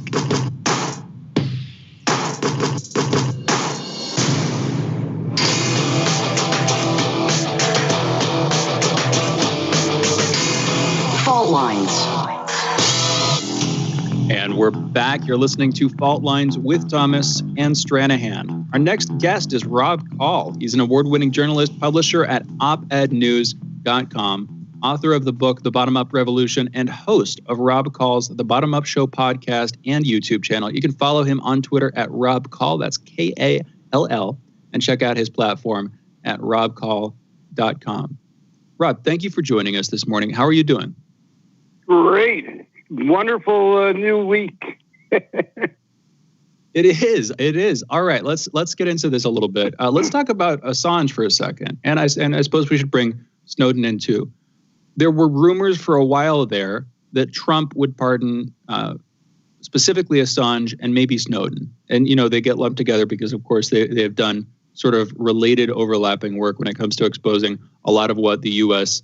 intel establishment has done, not just to American citizens, not just to, foreign agencies, but just across the board, the detriment that they seem to have had on our journalism, on our democracy. Anyway, there were rumors that Trump would pardon Assange, maybe pardon Snowden.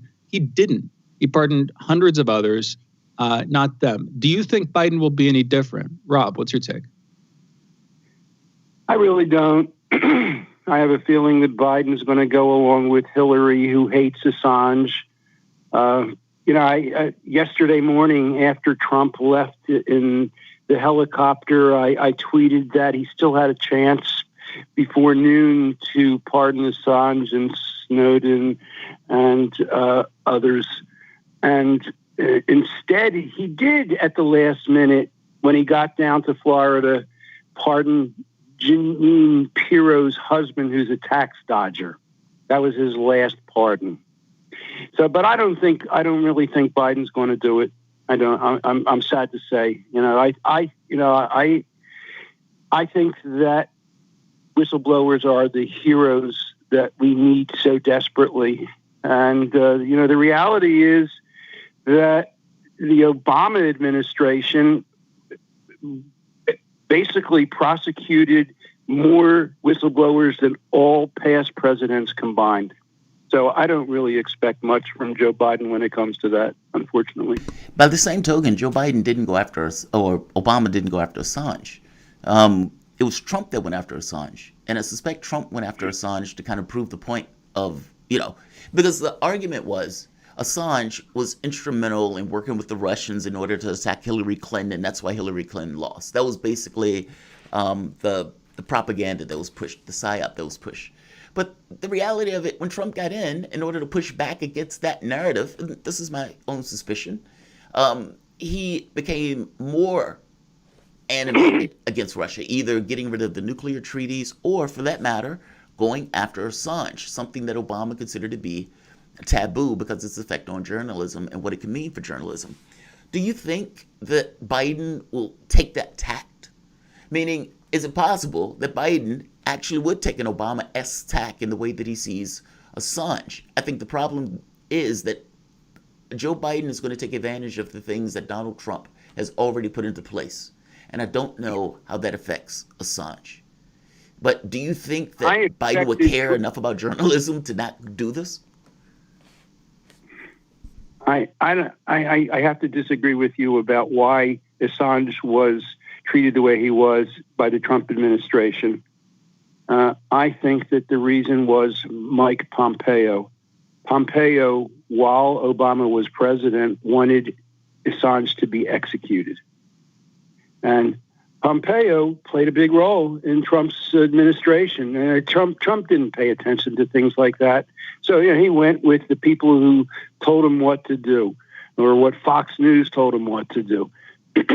I really think that it was Pompeo who was behind it. So but I really think that given the Obama administrations, which Biden was a part of it, their history with whistleblowers is it doesn't look really well. Now, I hope you're right. I really do. I mean, I want to see these guys freed. Reality Winner and Chelsea Manning. I've been a speaker at the annual whistleblower conferences many times because I think they're among the most important parts of a democracy is the people who can't take it anymore. To become a whistleblower, you have to basically go to your boss and say there's something wrong here, and the boss has to ignore you. Then you have to go to his boss or her boss and say there's something wrong, and they ignore you. And you just got to get so fed up that you finally have to say something. And most whistleblowers know that if they blow the whistle, it's going to destroy or massively disrupt their lives, and they do it anyway because of their integrity and their consciences. So I sure hope you're right. And here's the thing, over the last couple of years during Trump's administration, the idea of whistleblower has been manipulated such that anybody who was sort of still within the intel establishment, but going against Trump's policies or revealing private information that served to, further the condemnation of Trump, was labeled a whistleblower, even though they weren't blowing the whistle on what their own agency was doing. It was effectively just a blow against Trump. Now, this is a problem, I would say, but it also might give an interesting opportunity. The problem, of course, is if you're giving accolades to people who aren't doing work worthy of those accolades, then you're doing a deep disservice to yourself. You're sort of corrupting the definition of something that should be seen as noble, in my opinion, but you're subverting it to your own end. So that's a problem. That hasn't been good, and I don't think many of the quote unquote whistleblowers over the past couple of years deserve the label. They don't deserve to be seen as having blown the whistle, because what they were doing, frankly, was just serving as a cudgel by the establishment against this sort of new political insurgency. On the other hand, Can you give me an example? I'm not clear who you're talking about. I'm talking about, in the Washington Post, in the New York Times, dozens of anonymous figures who were called whistleblowers by those media bodies when they were talking about what Trump was doing, when they were saying, I could go back and look up specifics, but I'm sure you know what I'm talking about. Dozens of people. Just to inject. Wait. Just to inject. Afghanistan. The Taliban was, the report that came out saying that the Taliban was working with buying American scalps or something that they were paying to kill Americans, and this was leaked. But that wasn't the only leak. There were several leaks. I mean, throughout the entirety of this administration, the communication with the Ukraine, the idea of going after Biden, that was a leak, supposedly. I mean, there were several during the Trump administration that seemed to go one direction, and that was against Trump. And it came across, I agree with Shane, not necessarily as whistleblowing in the sense of going against these kind of heavy and entrenched interests, like in the way that they would go after Snowden or they would go after Assange. No, this was accepted by this kind of elite power structure. There seems to be a difference in the quality of leaks versus whistleblowing. That's, I think, what Shane is talking about. Shane, I don't want to mis-explain. No, that's right. And in the case of, you're talking about Afghanistan, the story, of course, there was that Russia was being blamed for paying Afghanistan bounties. I'm just going to point out, not too much later, China was also blamed for reportedly placing bounties on American soldiers in Afghanistan. As far as I can tell, evidence for those was never borne out. And the whole story at the time was another attempt to try to tie Trump and Russia at the waist by accusing Trump of overlooking what Russia had done, when in reality, at least what he said, what members close to him said, was that it wasn't a story, that it was a low credibility thing that had been brought to his attention, that Russia, it didn't make sense in terms of the timeline or the number of American soldiers who had actually been killed. Basically, that they didn't have enough intel to actually accuse or seriously go after Russia for having done this. But the media wanted to focus on was Trump basically giving Russia American lives, looking over, ignoring this issue because of his personal relationship with Putin or whatever. That was what the media was making it about. Rob, do you remember what I'm talking about? Are you familiar with that story? They're not whistleblowers. They were anonymous sources. A whistleblower is somebody who puts his name on the report. These were just anonymous sources. You have every right to complain about the way the journalists processed who they got the information from, but don't besmirch whistleblowers by tying them in with this. Whistleblowers. That's exactly what I was saying. That's exactly what I was saying, is that the term whistleblower was used, pardon me if I was unclear, the term whistleblower was subverted and used to portray leakers as if they were whistleblowers. So that's the problem I see. The opportunity might be that in the next coming years, we will see actual whistleblowers start to come out and talk about what their agencies were doing wrong. What kind of environment, in terms of the media politically, for current whistleblowers, actual whistleblowers, do you see in the upcoming Biden administration, in the new Biden administration, Rob? Well, I'm hoping that he'll allow more transparency. Frankly, under Bush and under Obama, the Justice Department blocked a lot of whistleblowers where we would have thought there would be thousands of whistleblowers coming out. It ends up there were. There were literally thousands of people who made reports that would be considered whistleblowing reports, but the Justice Department just blocked most of them or covered them up. And you saw what happened with Obama. He prosecuted more, like I said, more than all previous presidents combined of government whistleblowers. So I'm not real hopeful for Biden, but maybe he'll decide that transparency is a good thing. Now, what he probably will allow is people coming out now to blow the whistle on Trump. That's why I think that they should not rush into impeachment in the Senate. They should wait a while and let some of the people that Trump threw under the bus, but who he still had influence over, give them a chance to come out and actually tell the stories. And now that there are thousands of Biden appointees in the government, they're going to be able to see some of the stuff that was hidden under the rocks and find out what Trump did that we didn't know about. I mean, I always felt Trump was like an iceberg. We saw a tiny percentage of the stuff he was doing or perpetrating, and now we're going to see a lot more. And I think that that's the kind of stuff that will come out now. I'm not sure that, because the other side of it is, whistleblowers who blow the whistle on Biden, and where I would want to see that would be in the intelligence services. I want to make sure that Biden isn't abusing them. Like Glenn Greenwald has raised, and others have raised big issues with how the response to the Capitol riots is going to be that there's going to be a big crackdown on protest and freedom of speech. And I'm very worried about that. I've in my work, I've honored and celebrated protests and civil disobedience because I think it's a really essential part of our democracy and making change happen. It's the bottom-up way that the people make change happen. And I'm afraid that Biden is going to use his powers to quash not just these crazy QAnon people, and I've been seeing that in the social media, the QAnon people are starting to ask the question, were we idiots? And the answer is yes, they were. They were believing this insane stuff. And but anyway, I think that we have to worry about Biden.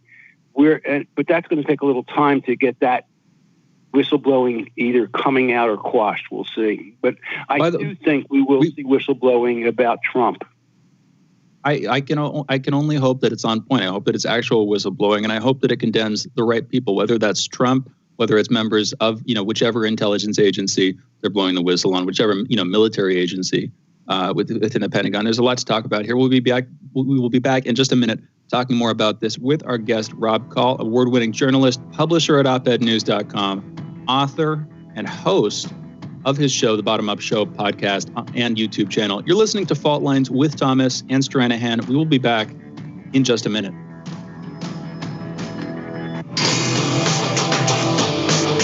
Fault Lines. We are talking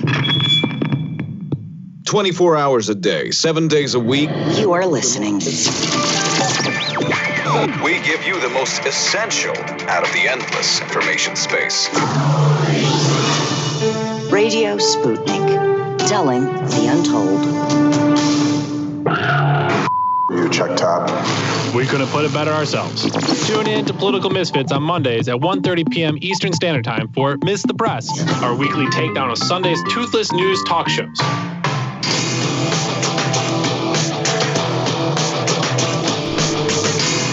Fault Lines. Welcome back to Fault Lines on Radio Sputnik. My name is Jamarl Thomas. I'm joined by my co-host Shane Stranahan, coming to you live out of our station in Washington, D.C. Joining us is award-winning journalist, publisher at opednews.com, author of the book The Bottom Up Revolution, and host of Rob Kall's The Bottom Up Show podcast and YouTube channel, Rob Kall. Rob, welcome to the show. Thank you. Absolutely. I want to get into the idea of a bottom-up revolution, or let's say bottom-up, let's say from Biden. Is that possible? Because oftentimes what I think typically happens, especially with Democratic administrations, is that the public gets pushed to the right with the Republican administration.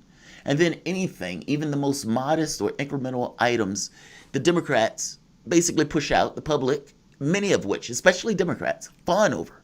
They have a certain degree of privilege that allows them to fawn over the smallest of items or shiny objects, while many of the other people who are in desperate need of help basically get dejected or alienated from the political space.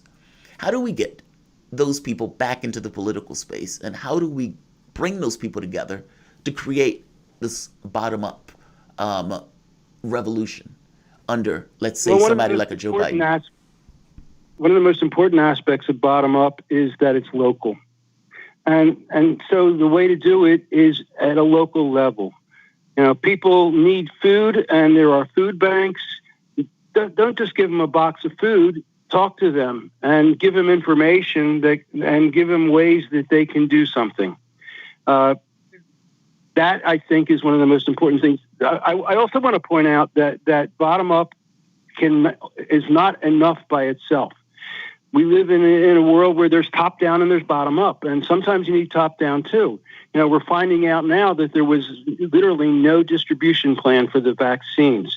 And the reality is that, you know, what Trump and his administration was saying was, we'll let the states do it, which is a bottom-up kind of a concept, except that there needed to be some structure, there needed to be some coordination. So there needed to be a top-down element to it, and that didn't happen.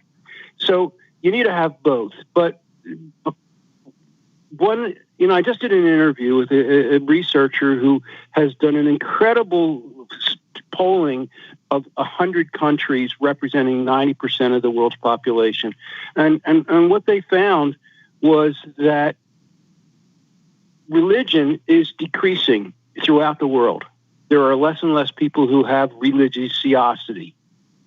And the factors that contribute to decreasing religiosity are people are more secure. They don't have the struggle so much. And they have, when that happens, it gives them more freedom, and it gives them more opportunity to take control of their lives. And that's leading to a more bottom-up world. So when we have a culture where there's more success, where the government helps people more, that's the kind of thing that enables it as well, which explains why the right wing, which is so much religion-based, is fighting these kind of things like Medicare for all, which takes away the fear of losing health care, or $15 minimum wage, which makes it so you're going to be more likely to have a stable life. Those things are threats to religion, which is kind of sad, really. But the reality is religion depends upon people who are scared, people who are struggling. Okay, so that is an interesting argument. I want to come at this from a slightly different angle. Sure. Right now, I see a lot of people struggling. Right now, and I don't mean literally physically in person, because like many other folks, I'm pretty much self-quarantined in my house. But I know that a lot of people are struggling. The economy, despite rounds of trillions of dollars being injected into it, is not doing very well. A lot of people are still out of work. More and more people are getting COVID. So there's plenty of room for people to struggle. And at the same time, I don't see much movement either from the government or from sort of civil society as an independent body. I don't see movement in the media to seriously investigate. We were talking about this not too long about 20 minutes ago. To seriously investigate the deeper problems in American institutions. I don't see it coming from the top down, and I certainly don't see it coming from the bottom up. I see some people justly complaining about how things have been handled, but I don't see any real investigative process or any review body that can help to administer some comprehensive set of reforms. How do you see that? This is maybe coming at it from a weird question, but how do you see that coming about? If there were a bottom-up revolution to fix the problems in American society and our government that were revealed over the last year, where's that going to come from? How's that going to come about, in your opinion, Rob? All right, and I spell this out in my book, Bottom-Up Revolution, too. So the first thing is ask a lot of questions. You start off And companies do this. Some of the most successful companies, they ask their employees, how do you make things better? So ask people, just ask. Trump didn't want to know about COVID-19. He wanted to stop the testing. The same thing has happened with gun control. Gun control has made it literally illegal to count some of the statistics on deaths caused by gunshots and things like that. So first thing is open up to get the information. Then the other thing is when you come up with solutions, make them bottom-up solutions. And that almost never happens.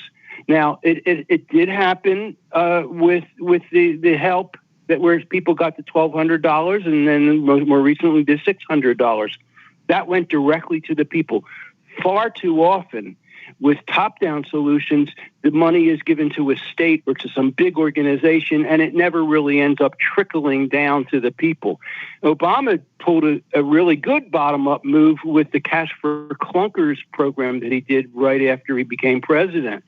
There, they came up with billions of dollars, but it didn't go to the car companies or to the states.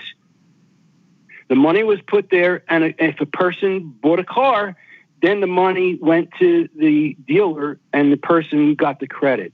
That's a way that it was bottom up, and that's what we need to see in every possible case.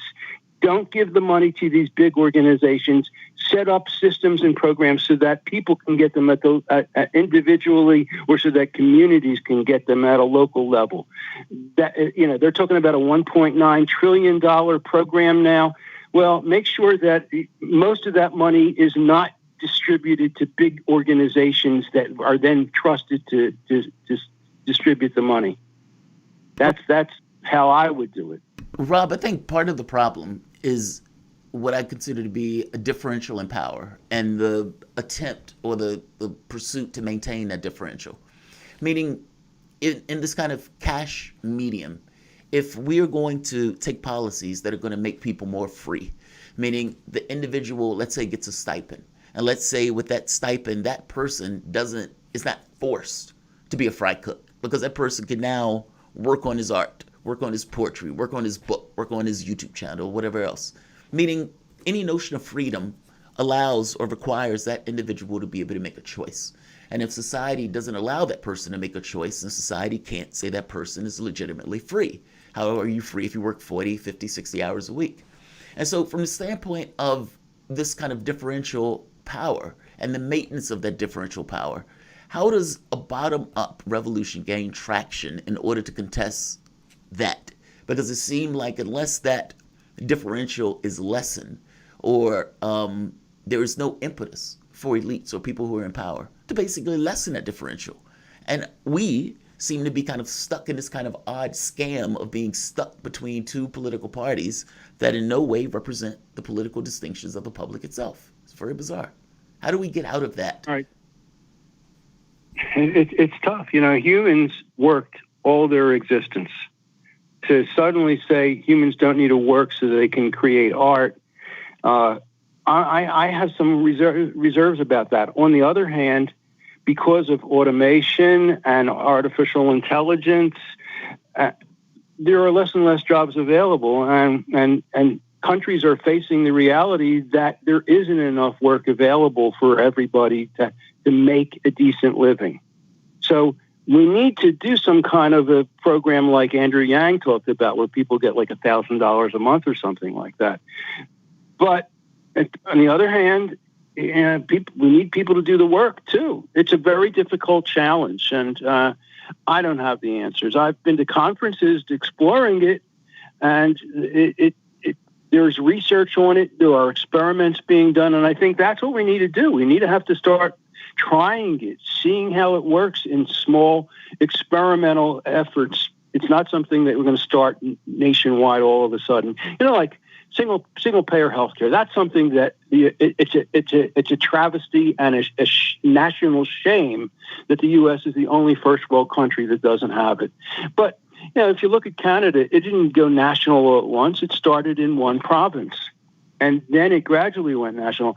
The first state that gets it is going to, I think, have an incredible competitive advantage, and then it's going to it's going to skyrocket, just like let's say marijuana legalization is happening right now.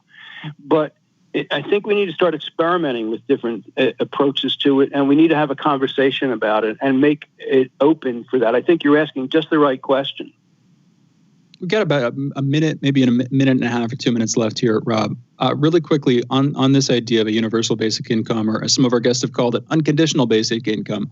One thing I'm worried about that with is politicians effectively using it to buy political support, using it effectively as a system of bribery. It doesn't matter too much if every politician is advocating for it, but if some politicians are, or if it's not unconditional, if it effectively is conditional on supporting them as a political candidate, or if it in the long run influences the way that people vote, that's not in the best interest. I don't know. This is admittedly not a well-developed argument. I'm curious, is this something you think about? Is this something you could see happening, or do you think that's out of the ballpark? Do you think that's not a worthy concern? I think your concern about it is legitimate, and that's why we have to experiment with different ways of looking at it and using it and trying it out. But I think we're going to need it. I think that there's no way that we're not going to have so much automation and artificial intelligence that there aren't going to be enough jobs even for college graduates. And we're going to have some way that people can survive and not just be on X number of weeks of unemployment. That's not going to work. And one idea here, and this fits in perfectly with your wider thesis, I would argue that it would be more beneficial to the public if you had a sort of universally distributed basic means of self-support, where instead of people getting money from the government, you're talking about automation and manufacturing, they got what they needed on the community level to keep people happy, to keep people safe, to provide for their needs in different ways. And that would include healthcare.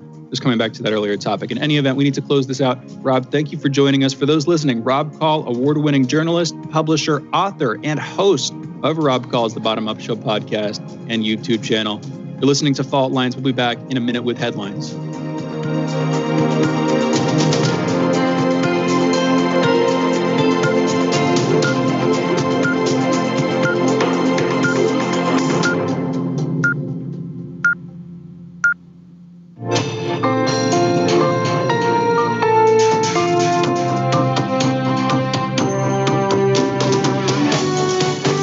Listening to Radio Sputnik. Telling the untold.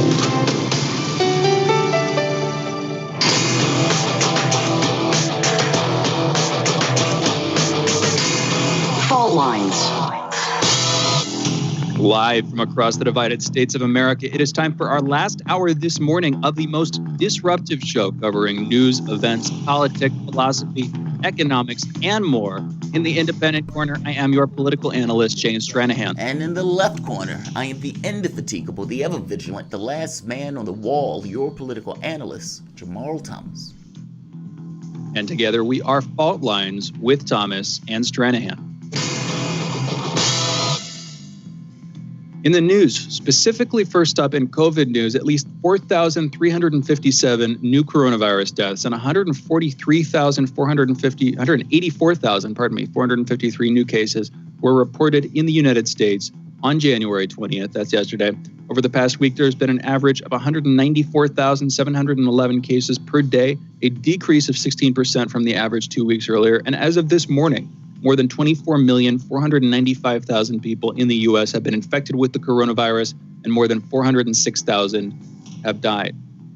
Yesterday was Inauguration Day. America said goodbye to Donald Trump as he went straight from the White House to Andrews Air Force Base and then to Florida. Again, he did not attend Biden's inaugural event. That's, as we mentioned yesterday, the first time that's happened in just over 150 years. He welcomed the new president, Joe Biden, as he was surrounded by 25,000 National Guard troops at the Capitol. President Joe Biden will sign 10 executive orders Thursday as part of his strategy to combat COVID-19. In a conference call with reporters, Biden's COVID response director, Jeffrey Zients, and members of the White House coronavirus response team outlined the administration's plan, which aims to vastly expand testing and vaccine availability, reopen the majority of schools in the next 100 days. And on the topic of vaccine availability, they plan to administer 100 million doses of this vaccine by the end of April. White House officials acknowledge that much of their plan will be impossible if Congress doesn't pass the administration's nearly $2 trillion coronavirus proposal. White House advisors said Mr. Biden would use the Defense Production Act in order to speed vaccine and PPE production and reduce supply chain logjams. The national strategy calls for prioritizing supplies that could cause bottlenecks and potentially using the DPA to produce, quote, glass vials, stoppers, syringes, and needles, end quote. This will ensure that drug manufacturers have all the supplies they need to keep packaging vaccines as they are produced.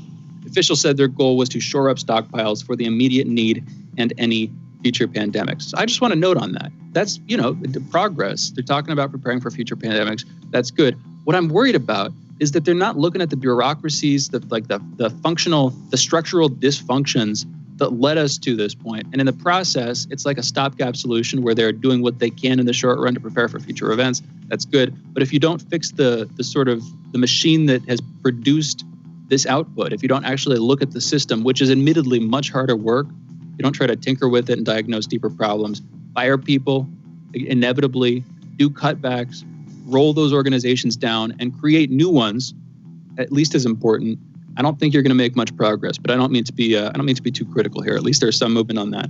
Amazon has extended an offer to President Joe Biden to assist with the national distribution of COVID-19 vaccines. That's a move that could expedite the federal effort to combat the pandemic. We'll see if it happens. Again, an increasing merger between the corporations and the state. We'll see if the federal government starts to rely, leans more heavily on them as time goes on.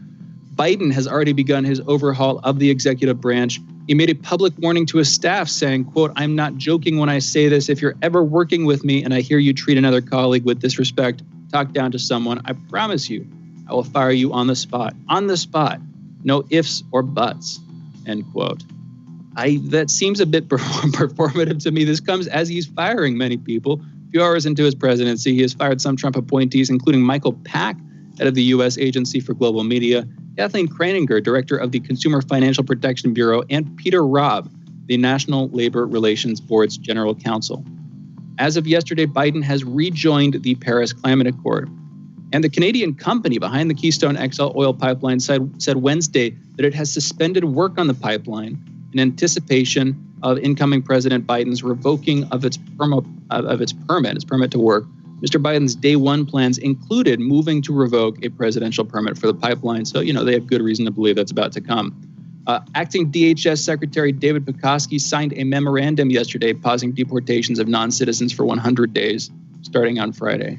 Apparently, also, during the inauguration of Biden, Antifa protesters attacked the headquarters of the Democratic Party in Portland and staged demonstrations in other cities across the United States. Police said a group of about 200 protesters smashed windows and defaced the headquarters with anarchist symbols and slogans. One of those slogans reportedly read, quote, "F Biden." I'm not going to say the actual word, but it's written out. In international news, Nicolas Maduro said that Venezuela defeated former U.S. President Donald Trump, adding that his departure is a triumph for the Latin American country. The Tibetan spiritual leader, the Dalai Lama, on Thursday applauded newly sworn-in President of the United States, Biden, for rejoining the Paris Climate Accord, which was, again, one of the first decisions by the incoming administration. Brazilian President Jair Bolsonaro on Wednesday wrote to newly inaugurated President Biden, saying he hoped the two countries would seek a broad free trade agreement during the latter's term. Mexican President Andrés Manuel López Obrador, AMLO, called on Biden to quickly fulfill campaign promises to launch an immigration plan, including giving dual nationality to Mexicans working in the U.S. And again, this comes as Biden's administration has effectively delayed. They've cut off all deportations for the first 100 days of his term.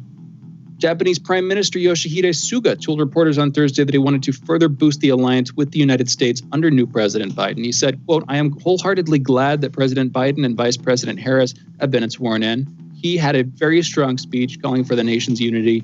We will closely cooperate with the new president to ensure free and open Indian and Pacific Oceans, to fight the coronavirus, climate change, and other problems faced by the international community. I hope to improve the relations with the new president and further boost the Japanese-U.S. alliance," end quote.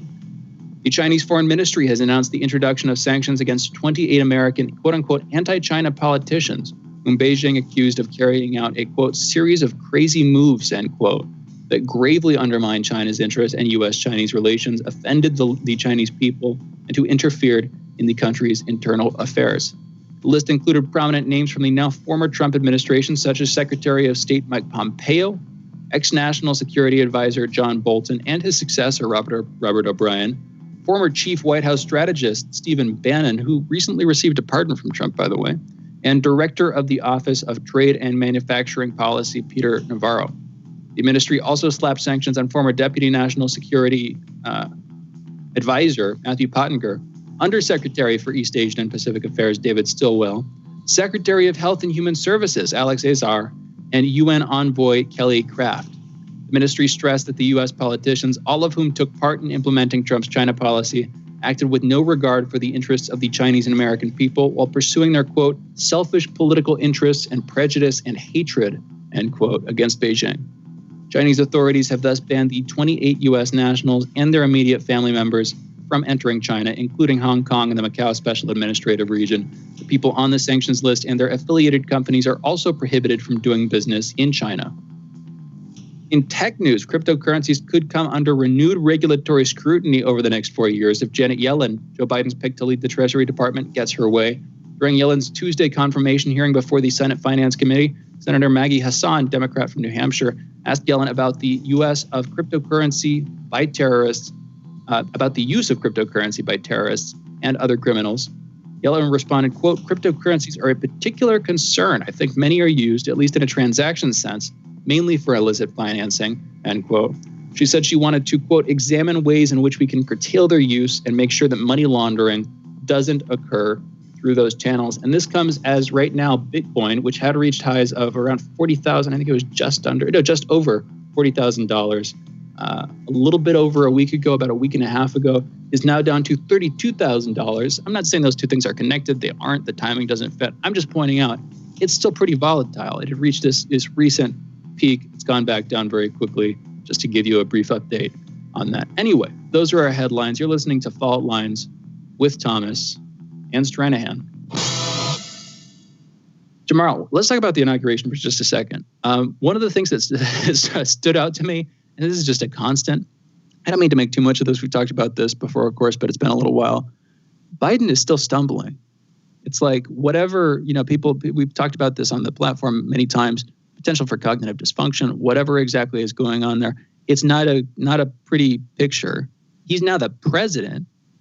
During the speech, he was slurring his speech. Admittedly, I slur my speech sometimes too, but I don't think it's quite as consistent as he was during the speech. And those were, I was watching bits of it. Some of those were from highlights. So those are the ones that MSNBC and CNN and these other outlets that were adulatorily covering this. Those are the ones they chose to put forward. Did you notice that too?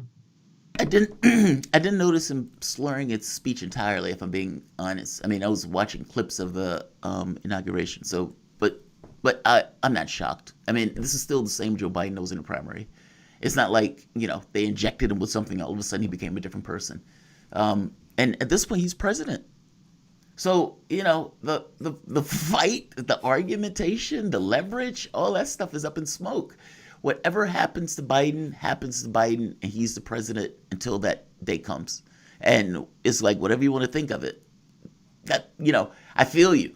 It's like the public literally looked at him, looked at Sanders, and chose Biden. But to be honest, Sanders never really made the argument that he was more electable. And so George Bush goes to Joe Biden and says, you're my savior, or you're the savior. But this kind of gets to the uniparty stuff, right? Where these guys are so similar that they could kind of make this thing and like, yeah, great job as president, great job. And George Bush gets rehabilitated. It's astonishing. But no, you're right. I mean, this is the same guy. So I'm not shocked at all. I'll just say it that way.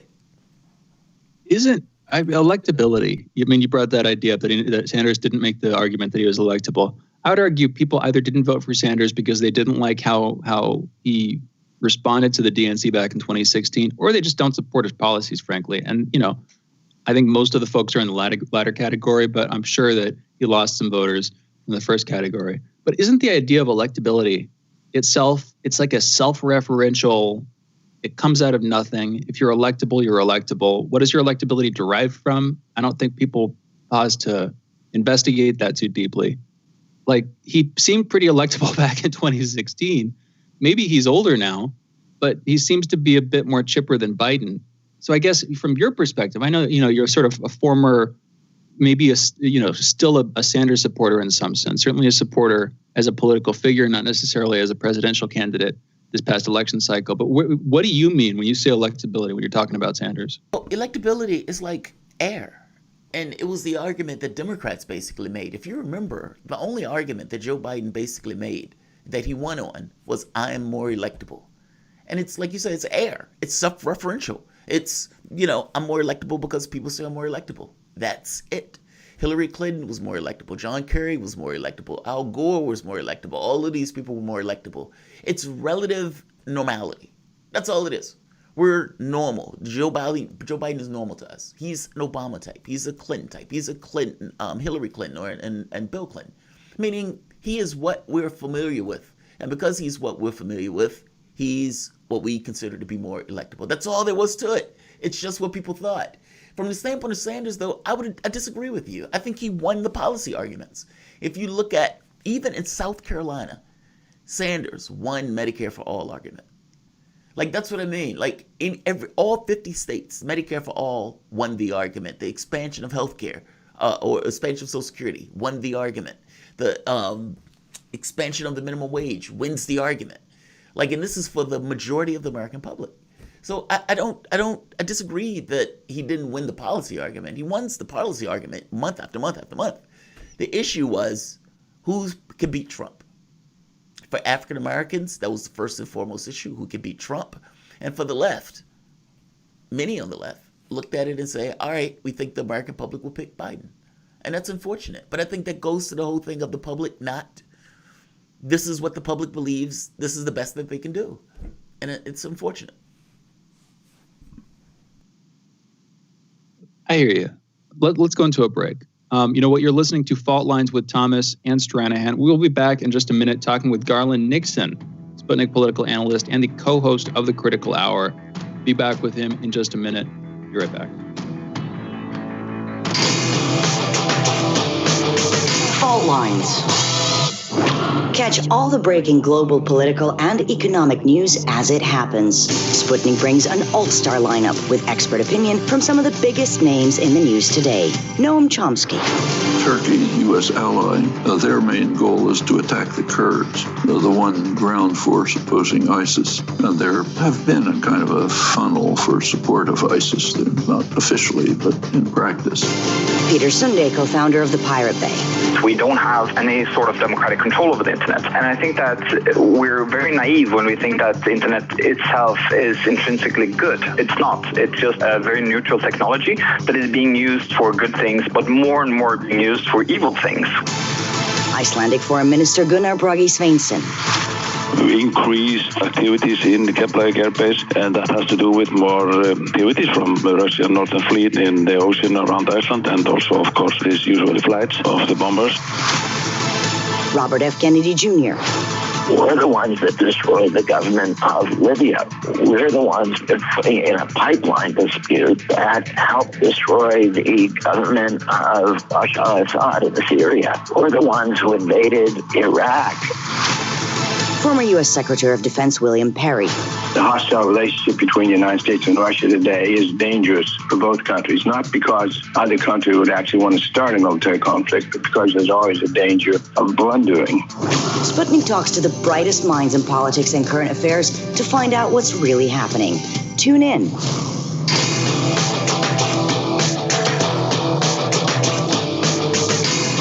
Fault Lines.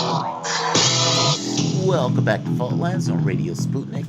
My name is Jamarl Thomas. I'm joined by my co-host Shane Stranahan, coming to you live out of our station in Washington, D.C.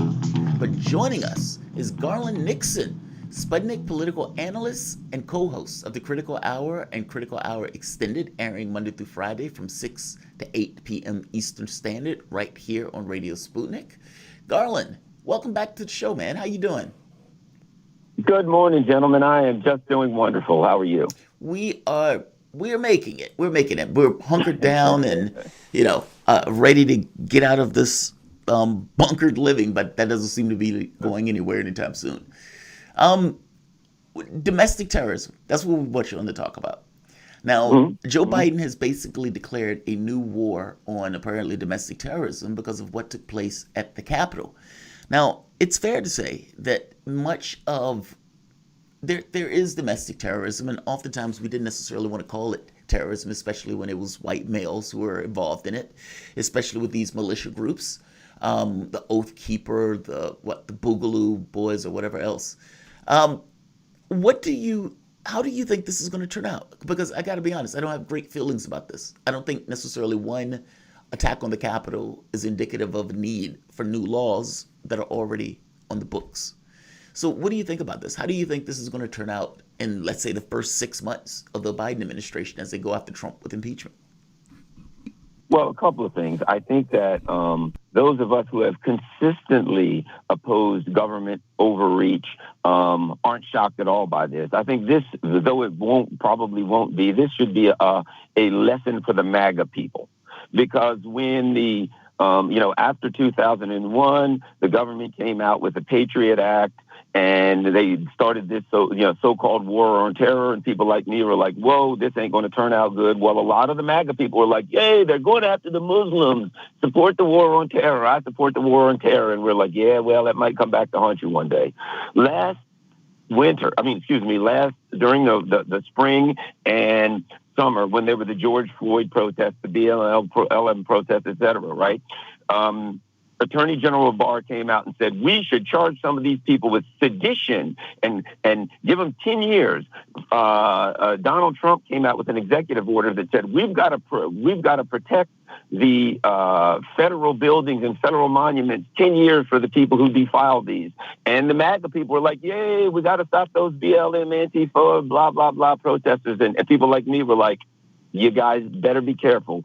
When you're giving the government more power, it'll come back to haunt you. I've consistently said that people get caught up in their ideology. They're perfectly happy to support it when the government comes down on somebody else. And guess what, MAGA people? The chickens are coming home to roost on you, too. Now, all of the things that they used against the George Floyd protesters, they're coming after you for 10 years. You supported government overreach and government power while you claimed to oppose an intrusive government, but you wanted the government to operate in service to your moral and ethical beliefs. And people like me said, that ain't the way the government works. They get a new tool, they get a new power. Sooner or later, you're going to say something they don't like, and it's your turn. And that's what I have to say to the MAGA people. The chickens are coming home to roost on the federal government for all of the attacks on diplomacy that we've done around the world. But the chickens are coming home to roost on the MAGA people for continually supporting this stuff against people that they didn't like. And now they got to eat. They got to take a bite out of that apple themselves. Well, I think we're all going to be taking a bite out of that apple. And that's the problem, in my opinion, is that it doesn't just come back on them. It's not just the chickens coming home to roost in their chicken roost. It's our chicken roost, too. We're all going to have to deal, in some sense, to the extent that you are opposing what the United States government does nationally and internationally, domestically, and in terms of its foreign policy. In the long run, we were talking about the banning of Parler yesterday. That's not the last alternative social media platform that's going to come down, I'm sure. And whatever you think of it, it was mostly home to pretty far right-wing folks. Never used it personally. But whatever you think of it, any alternative to the big tech establishment, any alternative to the platforms that can be surveilled and suppressed by both big tech companies and the federal government and intelligence agencies, it's just gonna get wiped out, as far as I can tell. That's at least what the horizon right now pretends. So it's going to affect all of us. Do you have any sign of optimism, Garland? First of all, do you agree with me there? But second of all, anywhere that you think that we can go as a country to avoid that sort of heavy-handed suppression of alternative dissenting opinions, Garland, or what do you think is going to come? Yeah, first of all, I agree with you, and our points are not mutually exclusive. My point was, as I've been saying all along, you must consistently oppose government overreach, particularly when it's going against people that you don't disagree with. I mean, that you don't agree with, because when they're getting pounded now, your turn will come and everybody's going to get it. So our arguments are not different. They're the same. It's just me saying to people, let that be a lesson to you. From now on, if you see the government going after your so-called adversaries or enemies, don't be so happy. It's so quick to jump on board that, because it comes back on all of us. So I think our point is the same. Agreed. No, I don't see any optimism. I think we are in a technical oligarchy, a technocratic oligarchy right now. But keep in mind something. It's just a matter of which factions of the ruling elite class are in charge. 2008 or whatever, 2000, you could argue 2000 to 2008, okay, the Wall Street bankers really had the upper hand and they were in charge. Or maybe the military-industrial complex. Right now, it's a technical oligarchy, and which is very dangerous. What's really dangerous about the social media and this technical oligarchy is that their fingers, their tentacles, is in every one of our faces every single day. Unlike the others who are kind of murky in the background and they're doing their dirty work with lobbyists and dark money, these people are doing their dirty work in your face every day, and I'm watching them I have watched them turn our two political parties into brainwashed cults where people just believe madness. And that was, in fact, the business model of social media, to control thought. And now that people are, starting to branch into areas that they don't like, or starting to question things that they don't like, they're just doubling down. You could kind of see this coming. And I don't think it's fixable at this point, because they have too much power, and it's a government. Look, Kamala Harris, who is a heartbeat away from the president, is Silicon Valley's candidate. She's from there. She's financed by these people. And, of course, look what happened for social media. They did everything they can. One could argue that they got Biden elected as slim as close as the election was. So, yeah, their power is on the ascendancy, and that's pretty scary. Well, I mean, speaking about the big tech thing, there was just an article that came out of the Hill today making the argument that Biden and the Democratic Party is basically the party of big tech, and that the Republican Party, strangely and shockingly enough, becomes this kind of odd party of the working class. This is kind of like the Bojo thing in the UK, that Jeremy Corbyn, or you could say the people around Jeremy Corbyn, basically gave up the argument that they were leaving the UK. That the referendum will hold sway in the way that they were saying it. They abandoned that particular argument. The Democrats did something similar when they abandoned the working class, when they abandoned labor, and when they basically made this argument that the left and blacks have nowhere else to go. So we don't really need to cater into the hard edges of the capitalistic system. And the wild part about this is you can see the effects almost immediately. The Democratic Party held the House of Representatives for nearly 50 years uninterrupted. I think it was like maybe once or twice where there was Republicans taking over the leadership of the House. It was assumed that they would own it forever. Not so much. When Bill Clinton starts passing those policies, these guys dropped the ball. And there were certain people with privilege that could stay with the Democratic Party. But for everybody else, he told you have nowhere else to go. And on some level, they were right.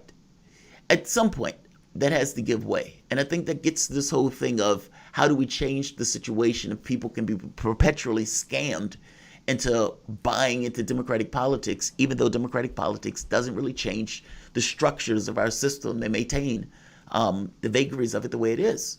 How do we break this monotony? Or is it possible to break it at all? Is it just a hell ride all the way down until it folds and then something new starts? Or is there a way to mitigate this? As far as a way to mitigate it, I think it's going to have to be organic. I don't think you're going to come up with a plan to mitigate it. I think, we got to watch how it unravels. And I would say this about the Republicans being the party of the working class. Here's the problem. Neither of these parties is the party of the working class.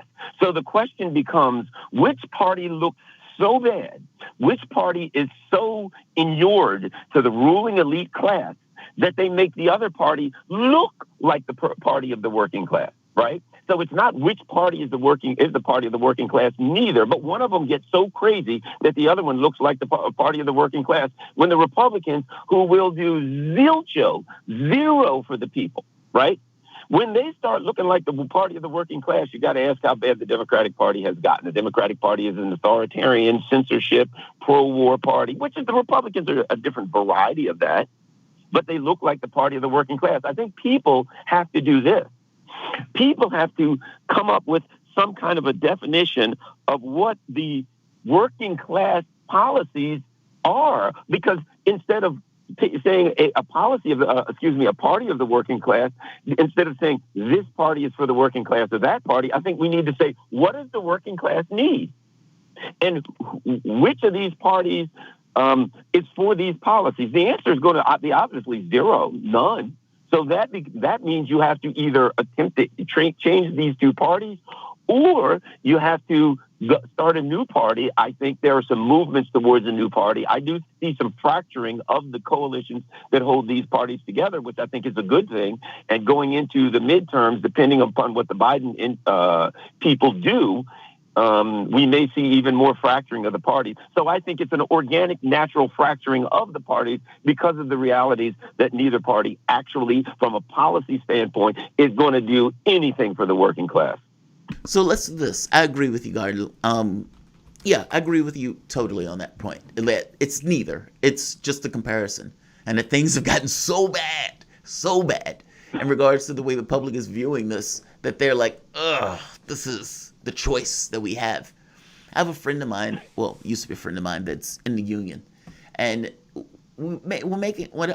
just having conversations with him one day, I was like, why don't you guys, why aren't you more active? What are you going to do during this administration? What are you going to do? And this was when they were thinking that Clinton was going to win. And his response was, we're not going to do anything, because he didn't believe that the Democratic Party would back them. Meaning in their minds, the Democratic Party is apathetic, and that apathy is appreciated because they believe that the other one is going to go after them. Meaning they don't have a dog in the hunt. The best that they can get out of this, or the best that the working class can get out of it, is apathy. And that's so sad. You guys are listening to Fault Lines with Thomas and Stranahan. The voice that you guys have been listening to is Garland Nixon, Sputnik political analyst and co-host of the Critical Hour and Critical Hour Extended, airing Monday through Friday from 6 to 8 p.m. Eastern, right here on Radio Sputnik. You guys are listening to Fault Lines with Thomas and Stranahan. We will be back in a minute.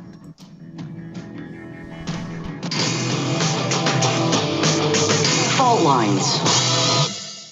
Tough questions are the most powerful weapon we have. As long as you have questions, we'll keep asking.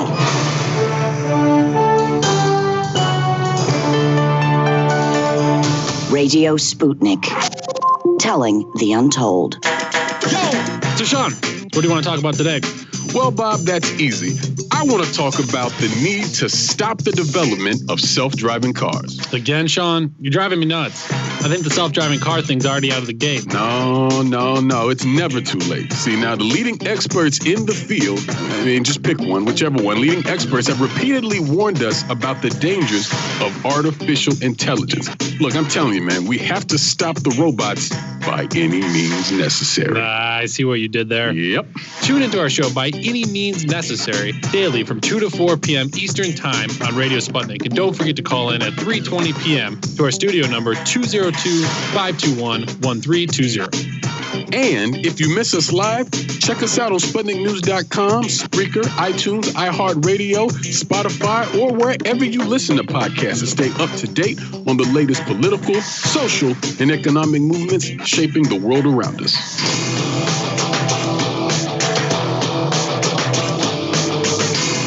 Fault lines. And we're back. You're listening to Fault Lines with Thomas and Stranahan, and our current guest, Garland Nixon, Sputnik political analyst and the co-host of the Critical Hour and Critical Hour Extended, airing right here on Radio Sputnik every Monday through Friday from 6 to 8 p.m. Eastern. By the way, you can follow Garland's work there by listening to the show. Again, that's 6 to 8 p.m. Eastern, Critical Hour, right here on Sputnik. You can also check out Garland on Twitter at Garland Nixon, and check out Garland on Facebook and YouTube. And I see, Garland, you've been doing pretty regular broadcasts over on YouTube. So please do, folks, go over, check his channel out. and subscribe. Garland, I want to turn to the Republican Party for a moment. I know your take on this. We are effectively a uniparty system. We are a monoparty. There's a complete capture of the state by oligarchs. But nevertheless, on the surface, there are some changes, at least, in the makeup, the superficial makeup of these parties. The Republican Party has latched themselves onto Trumpism progressively over the last couple of years. At least the base has, most of them. And some of the Republican politicians in the Senate and the House have gone with them. And after the events 2 weeks ago, that's a sort of albatross weighing them down. That's an anchor on their neck, potentially going forward. How do you see the Republican Party dealing with this? And frankly, do you think it matters?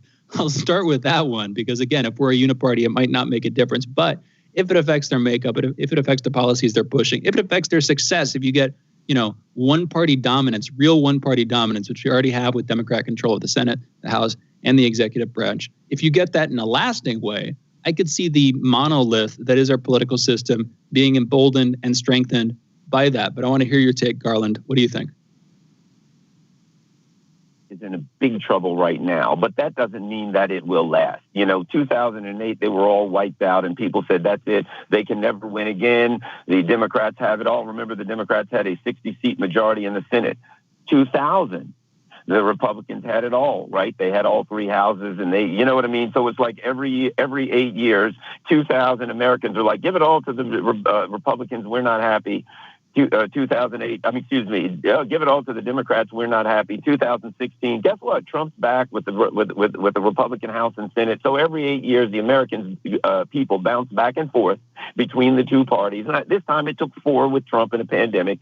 And they're not going to get taken care of. They're not going to get fairness and justice from either party, but they are caught up between the two systems. The Republicans' problem now is their base loves and still supports Trump. Their voting base, their economic base, their true owners are part of the elite ruling class, and they have joined the rest of the elite ruling class in despising Donald Trump, right? So they're caught between the people who they truly serve, their true economic masters who hate Trump, but the people that they want to vote for him love him. So I think they're in a real mess. The only thing that can bail them out is, I think, the Democrats' response to the pandemic and the economic woes.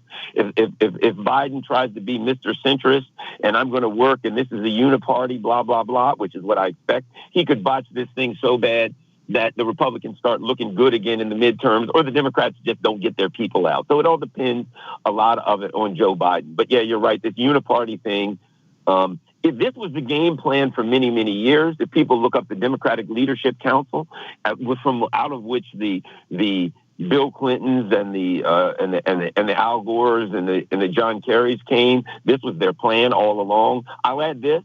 So one other thing we were talking about here, and that is the Democrats held power in Washington till when? From the New Deal until Bill Clinton came in and started taking the New Deal apart. When he came in and deliberately started undoing the New Deal, that's when they lost power. That's what it was about. The right wing of America has been trying to take the New Deal apart. They've been working to do it ever since they didn't want it to happen, and ever since it happened. And that's what the Democrats, FDR had to die to get out of office. And the Democrats had to abandon and start reversing the New Deal in order to give power up to Republicans. So in reality, where is power? Going back in the direction of the New Deal would give a political party or political group power. The only problem is, even if you did everything right, can you get elected when you have a social media and a technical oligarchy that will take you out if you don't give them what they want? I don't even know. We don't have anything that even resembles democracy with those people having total and complete power over the cell phone in everybody's hand every single day. Well, I think the first problem Democrats are going to face if they don't put $2,000 in the pockets of human beings in the way that they said they were, they're going to lose Georgia. I also think one of the problems that they face, or let's say it's not necessarily a problem, it's the notion that the public is sloshing back and forth without necessarily finding a solution. Nancy Pelosi said, I remember after Trump won, she was like, oh, give it X number of years. The public will be back. Because what she knew was that in the same way that Democrats weren't offering the public what they needed, that Trump was going to do the same thing. I guess the question is, do you think throwing pennies over is going to be enough in and of itself? And is that even what Biden is going to do? I mean, under normal circumstances, when people are in power and there's a mass and there's people who are angry, they toss pennies overboard with the idea that if we toss enough pennies, they'll leave us alone. They'll leave us to our devices. And I am wondering whether or not Joe Biden realizes that and will be able to do that. Because I agree with you. It's a unipolar state of sorts. And in many respects, I don't think they believe that they need to do this, meaning they think that they can manage this in and of itself without making structural adjustments. And I don't know if that's true. And fact of the matter is, if Joe Biden loses in the midterms and then loses again in the next 4 years, or let's say gets crippled by having a Republican Congress, House and Senate, oh man. I mean, that's just basically, again, the public sloshing back to the other side looking for a solution that is not there. I guess the question is, at what point does this get to a crisis level where the public realizes our issue is the parties? Our issues are the political elites that allow this kind of differential between us and them and maintain that differential through the policies that are basically passed using wokeism, racial politics as a way to kind of ignore the economic realities that people face. When does that get to the point of being a critical mass? And maybe you don't necessarily know that question, but you can definitely talk to this commentary and how this is going to show itself and present itself on the left. Two things. I would argue that we've already reached that critical mass, that as you know, I've said for a while, the George Floyd protest, right? That wasn't the first black man that's been killed by cops, but why did that explode? Because America was a tinderbox and all it needed was a match. I would argue that what happened in the Capitol on January 6th was the same thing. Was it over the top? Was it uncalled for, violent, things of that nature? Several people lost their lives. It was a really bad news, but I would argue America is a tinderbox. And there are matches that are just causing explosions and flashovers here and there. So I think we've already reached that, and we're seeing the expression of it through the protests and over the summer and the protests and here on January 6th. These are expressions of the problem. Now, as far as fixing it, et cetera, there are two things. One of them is doing something that's symbolic. Okay, here's $2,000 versus $1,400. They'll for a couple weeks or a month, they may put some money into the economy and do a little something for a few weeks or a month, right? However, this is not nearly what's needed to stabilize the economy. So the question is, yeah, I can give you $2,000. If they do that, or $1,400, got a few dollars in your pocket, you feel good for a couple weeks, and next month you can't pay your rent or anything again. So are they going to take the true, bold economic action? This is, I wouldn't even call it economic stimulus. I wouldn't even call it palliative care. I'd say this is hospice. This is the economy is dying or almost dead, and they're just, trying to pump a little bit of, trying to make it feel good and give it some morphine. This is not fixing things. So the question is, do they try to do something to make people feel good for a brief period of time, and it looks like they did something, or do they take the action that stop this economic spiral that we're into, which ultimately can and will likely end up in another 2008 style financial crash. So that's the other side, of it. Doing something that I'll put it like this: policy that sounds good versus good sound economic policy. So here's one response to that. I want to come back to your tinderbox idiom or metaphor. If you manage to suck all the oxygen out of the room, which I think social media companies are effectively managing to do, they're so dominating the ability to have conversations about these things. If you manage to suck the oxygen out of the room, you don't get a fire, at least not while the oxygen is out of the room. So if you can so dominate conversations that you're able to algorithmically manufacture the appearance of consent by the public, if you're able to suppress, potentially dangerous alternatives to the status quo, dangerous certainly for the industrial and military leaders who would suffer some of the worst effects of a real reform of our political and economic systems, then there's no fire. You've kept yourself safe for a while. At least the elites have. I can see that happening too. So while I agree that deeper changes are needed imminently, I don't see them necessarily actually going for it, because they can make whatever boogeyman they want. They can, shove them into the center of our attention and keep the problems at the periphery. And if the problems get too significant, if the public starts to talk about them online, which is where we would be having these conversations, they can just suppress those too. What's your take on that, Garland? I agree with you over the short term, but keep in mind now that suppression, as long as that suppression was hidden, as long as people didn't see the suppression, they were subjected to this manipulation, media manipulation and social media manipulation and censorship, et cetera, and they didn't know it for the most part, it worked quite well. However, the media moguls, the tech people got scared. They thought Trump might win again. So they stuck their heads out of their shell. They made themselves visible. They stood up and said, okay, you know what? To heck with all of this. We're not even going to try to hide it anymore. Eric Sharmella, you can't say that. Hunter Biden, you can't say that. You can't even have that story. I don't care if it is true. They came out, and so now people can see what's going on, so I don't think it will be as effective. There is a particular demographic, I call them the pink hat wearing resistance, that no matter what, they're in favor of this because their people are in power. But I think there's a broad swath of people outside of that very distinct in specific, political demographic, there's a lot of people outside that are getting hit to this. So I don't think it's going to work as well as it did. And I think it's actually kind of part of the match that's lighting that's infuriating people even more. The voice that you guys have been listening to is Garland Nixon, Sputnik political analyst and co-host of the Critical Hour and Critical Hour Extended, airing Monday through Friday from 6 to 8 p.m. Eastern, right here on Radio Sputnik. You can follow Garland's work as host of the Critical Hour Monday through Friday from 6 to 8 p.m. Eastern, and on Twitter at Garland Nixon, and Garland Nixon on Facebook and YouTube. You guys are listening to Fault Lines with Thomas and Stranahan. We can take an early break and come back with the wrap.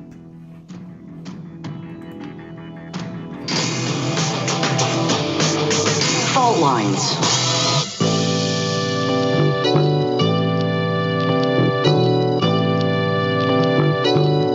What's the most important hour of the day?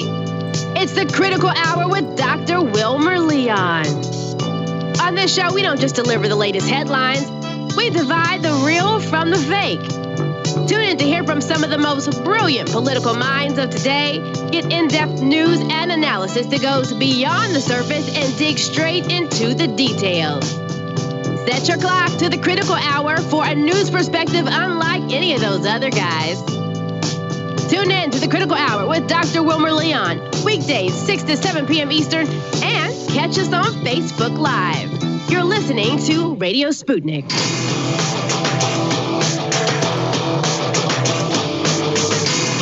Fault Lines. And we're back. You're listening to Fault Lines with Thomas and Stranahan. And like Jamarl said, this is the wrap segment of the show. We cover the issues we've already covered. We talk about some more, and we take calls, most importantly. 202-521-1320 is the number. Again, that's 202-521-1320. Let's go to calls. We've got David calling in from Ethiopia. David, you're on the line. What's on your mind? Hello. Please forgive my bad English. I want to talk about ivermectin and the complete mainstream media and social media censorship. Ivermectin is an effective drug that can be used for COVID-19. It's been around since 1987. It has been used to fight river blindness. 3.4 billion people have used it with no side effects. It's either free or cheaply available. Big Pharma can't make a dime on it. Since April 2020, it has been found to be highly effective against COVID as a therapeutic and as a prophylactic. In August, trials have been done and are still being done in many countries such as Argentina, Paraguay, Bulgaria, India, etc. And on December 8, 2020, a leading researcher, Dr. Quaid, presented findings to the Senate. However, the NIH has been too slow to implement trials. The scientific consensus is clear on the drug, but yet there is no media coverage. In addition, social media is aggressively censoring it. I am calling on all independent media to cover the research on the drug and release the findings to the public. Please, please, My American brothers and sisters are dying. Help them. I sent you an email detailing everything, Jamarl. Thank you. David, thank you for the call. First of all, your English is great. So just right out of the gate. Anyway, looking back into ivermectin, like you said, this is one drug among many that has been brought up as a potential way to ameliorate the worst effects of COVID, to help people recover more quickly. This was talked about along with hydroxychloroquine and a number of others last summer. This is, in the running. And then you're right, conversation about it has effectively died down. I haven't known, but it makes sense that social media would be suppressing that. After all, it is their prerogative to try to shut down not just speech, but specifically, if I look at it from their perspective, if I try to act out of good faith for a moment, to try to shut down on what they would perceive as misinformation. If they see people advocating for its use, but there isn't massively clinically verified support for that use, if it's not known to be publicly effective on a wide scale, on a large scale, then they're going to try to suppress that. I don't agree with that, but that's kind of another conversation. Looking at recent movement, like you said, I'm actually finding to a bit of my surprise that the Financial Times, for instance, not like some random blog on the internet, but FT.com, in an article I'm finding, cheap antiparasitic could cut chance of COVID-19 deaths by up to 75%. National Institute of Health has recently, they had been recommending against the use of ivermectin. They have pulled that back, and now they're advising you can't recommend for or against this use. So there is some movement by the media, the medical establishment. I'm not an expert. I'm not qualified to, advocate for or against, but I'm just putting that into the conversation. We've got other calls, but Jamarl, what do you think? The doctor that we bring on the show, Dr. I can't think of his name. He's with the Kall Hogan. Yeah, he mentioned it. Hogan. If I'm not mistaken, Hogan, when he was on the show, he mentioned what is it called, ivermectin, in addition to vitamin D, as a way to try to slow the propagation of the illness and the disease. I could be wrong on that, but I think I remember him vaguely mentioning that as one of the ways to try to slow the progression. His point is, if it's something that is effective and it is not harmful to the population, if it slows down the progression of the disease, then you got to do it, or at the very least you should do it. And whether or not somebody can make a profit off of it shouldn't matter. Now, I don't necessarily know if that's their only idea behind it. Like you say, it could be this thing where they're waiting for more research or those type of things. But I'm not against that. I mean, my thing is always, does it work? That's all. And if you could show some level of success with it, even if it's moderate, 4,400 people have dropped dead the other day. I think you need to implement it. So I appreciate the call. Thank you very much. Shane, what do you think about that? Do you think they would be so callous as to not push or to push a drug based on whether or not it's profitable? And I'm talking about either social media, or do you think it really is just this notion of the CDC and the WHO haven't come out for it, so we're not going to come out for it? I think it's probably closer to the latter, but there's certainly some of the former. And it should be, and hopefully it would be, a massive scandal if it were found out that a successful drug for the treatment of COVID-19 was being actively suppressed because you couldn't make money on it. Now, my sense is, like you mentioned, we've had Dr. Kogan on frequently to talk about COVID-19. He has recommended, as have many other doctors, that you improve your immune system generally. You exercise a bit more, you get outside, you eat the right foods. Exactly what foods those are is a matter of some dispute, but still, those are relatively cheap solutions. Like, big pharmaceutical companies aren't going to make billions of dollars on you changing what food you eat. Food companies might, but that's another matter entirely. So in some sense, right out of the gate, the solutions that anybody can do, that anybody can implement, that would improve their health regardless of whether they catch COVID-19 or not, in my opinion, those aren't being talked about quite as much as they should be. And thankfully, we managed to have those conversations on this show, as we did the last time we had Dr. Kogan on. So there's something there, but I don't know how much. Anyway, we got other callers. I think we should go to him. Tarif, calling in from New Orleans. Tarif, you're on the line. What's going on, man? Good morning, ladies and gentlemen. Okay, that guy was right about whistleblowers that's going to come out is going to basically go after Trump. They have to go at him because he's still a political threat. and that's the only whistleblowers they're going to allow out. And then whistleblowers such as myself, they're not going to let out. Nobody want to take my case because it's very serious. I had a chance with Trump. He blew it by not allowing Julian Assange, giving Julian Assange and Snowden and other whistleblowers important.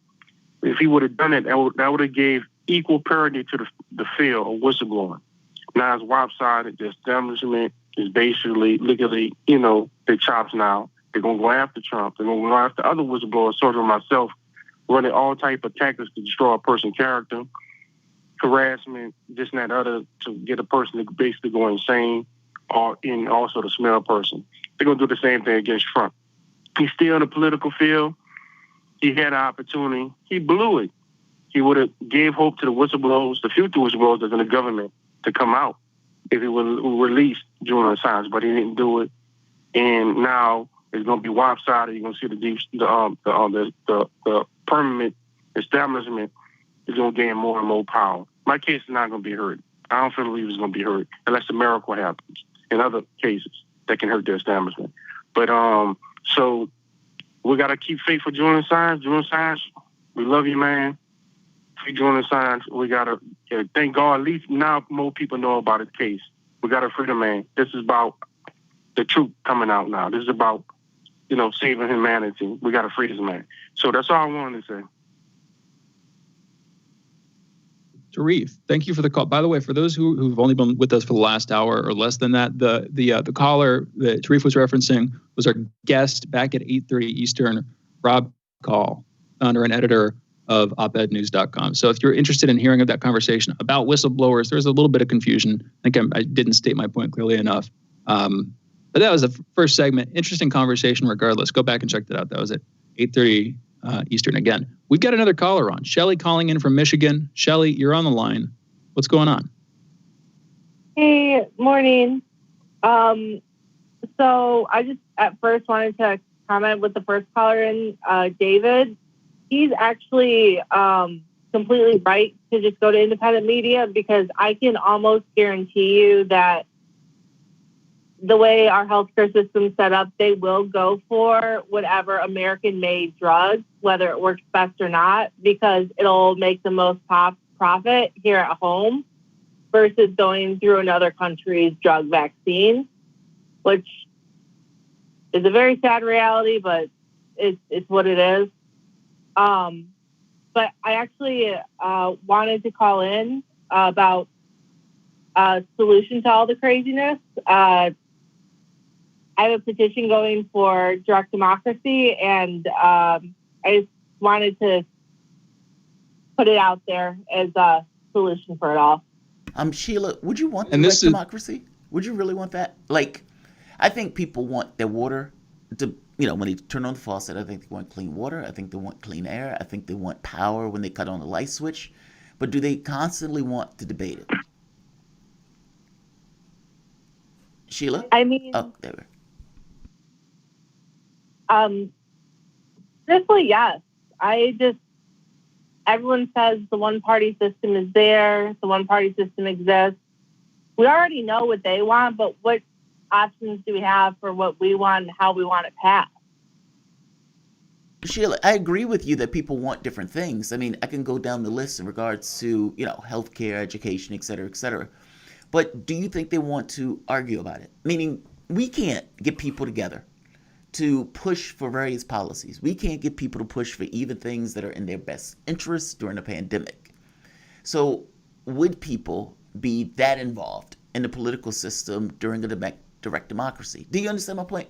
Like, do people want to be consistently plagued with questions in regards to the political disposition, or do they just want that stuff almost magically to work?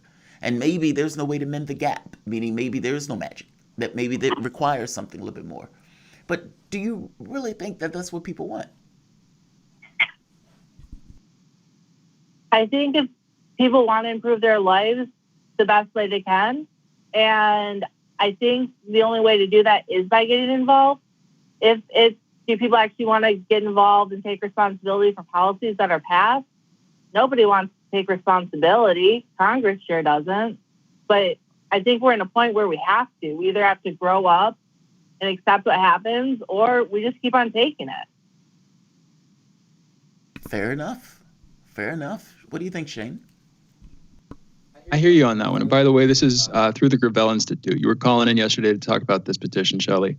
Direct democracy is an interesting question. I've said this before. I don't mean to repeat myself too much. I think it is by far most effective when it is on a local level. And you can look at this in a couple of different ways. You can almost look at it game theoretically. People have the most information. They know the most about what's going on locally. They know the most about who's playing, who wants what, why they might want it. And they also have the most to gain if they're able to act locally. In other words, for every bit of energy I expend trying to get something changed on a local level, I'm going to have more influence than if I am, merely a very small constituent of a larger political movement. And so there's more incentive for people to get involved. And frankly, it's much less likely that somebody else is going to come in and fix your problems on the local level. Now, there's a problem here, which is those incentives don't create a mass direct democratic movement, as far as I can tell. And to the extent that they do, it wouldn't be in the nitty gritty. It would be people voting in referendums on larger issues and then kind of glossing over necessarily a lot of the specifics. And so I think this is, one of the arguments that you would make for representative democracy, for republicanism, something like that, where you would be electing a body of officials who are more informed and you effectively are delegating power to them. Now, of course, the problem with that is you create a separate political class with its own interests. You get into the principal agent problem where you have this other person who's doing work on your behalf and they don't have to represent your interests. And over time, the sort of mismatch between what you want and what they're doing grows and grows and grows. And additionally, if you bring propaganda into the mix, they can just lie to you. They can mislead you about what's best for you and about what you should want. When it comes to local democracy, for sure, I think direct democracy is necessary and very deeply American, if not very deeply human. But when it comes to national, larger scale stuff, we've got to come back to that. That's an interesting conversation. I think there are some technological solutions for that we could come to. But in any event, we got to close today's show out. Thank you, everybody, for joining us. Thank you, producers Cameron and Raheem. Thank you, Andre. Thank you, Jamarl Thomas, my co-host, for co-hosting the show with me. And thank you for listening. We'll be back tomorrow, folks, signing off. Fault Lines with Thomas and Stranahan. Fault Lines, another one in the record books. I was laughing because I was looking at the comment that came in from the let's see, who gave this? This is, I don't know how to pronounce this. Gorgizilla 1. Neoliberal DNC equals freezing neocon GOP equals Romulan. Equals Romulans. Oh, I see. No, I said that wrong. Neoliberal DNC equals Ferengis. I've thought that myself. Neocon GOP equals Romulans. How's that for an analogy? See, I consider both Ferengis. The reason I consider both Ferengis is because it's all about profit. I mean, our entire world is all about profit. This is basically Ferenginar with a modicum of, exceptions here or there.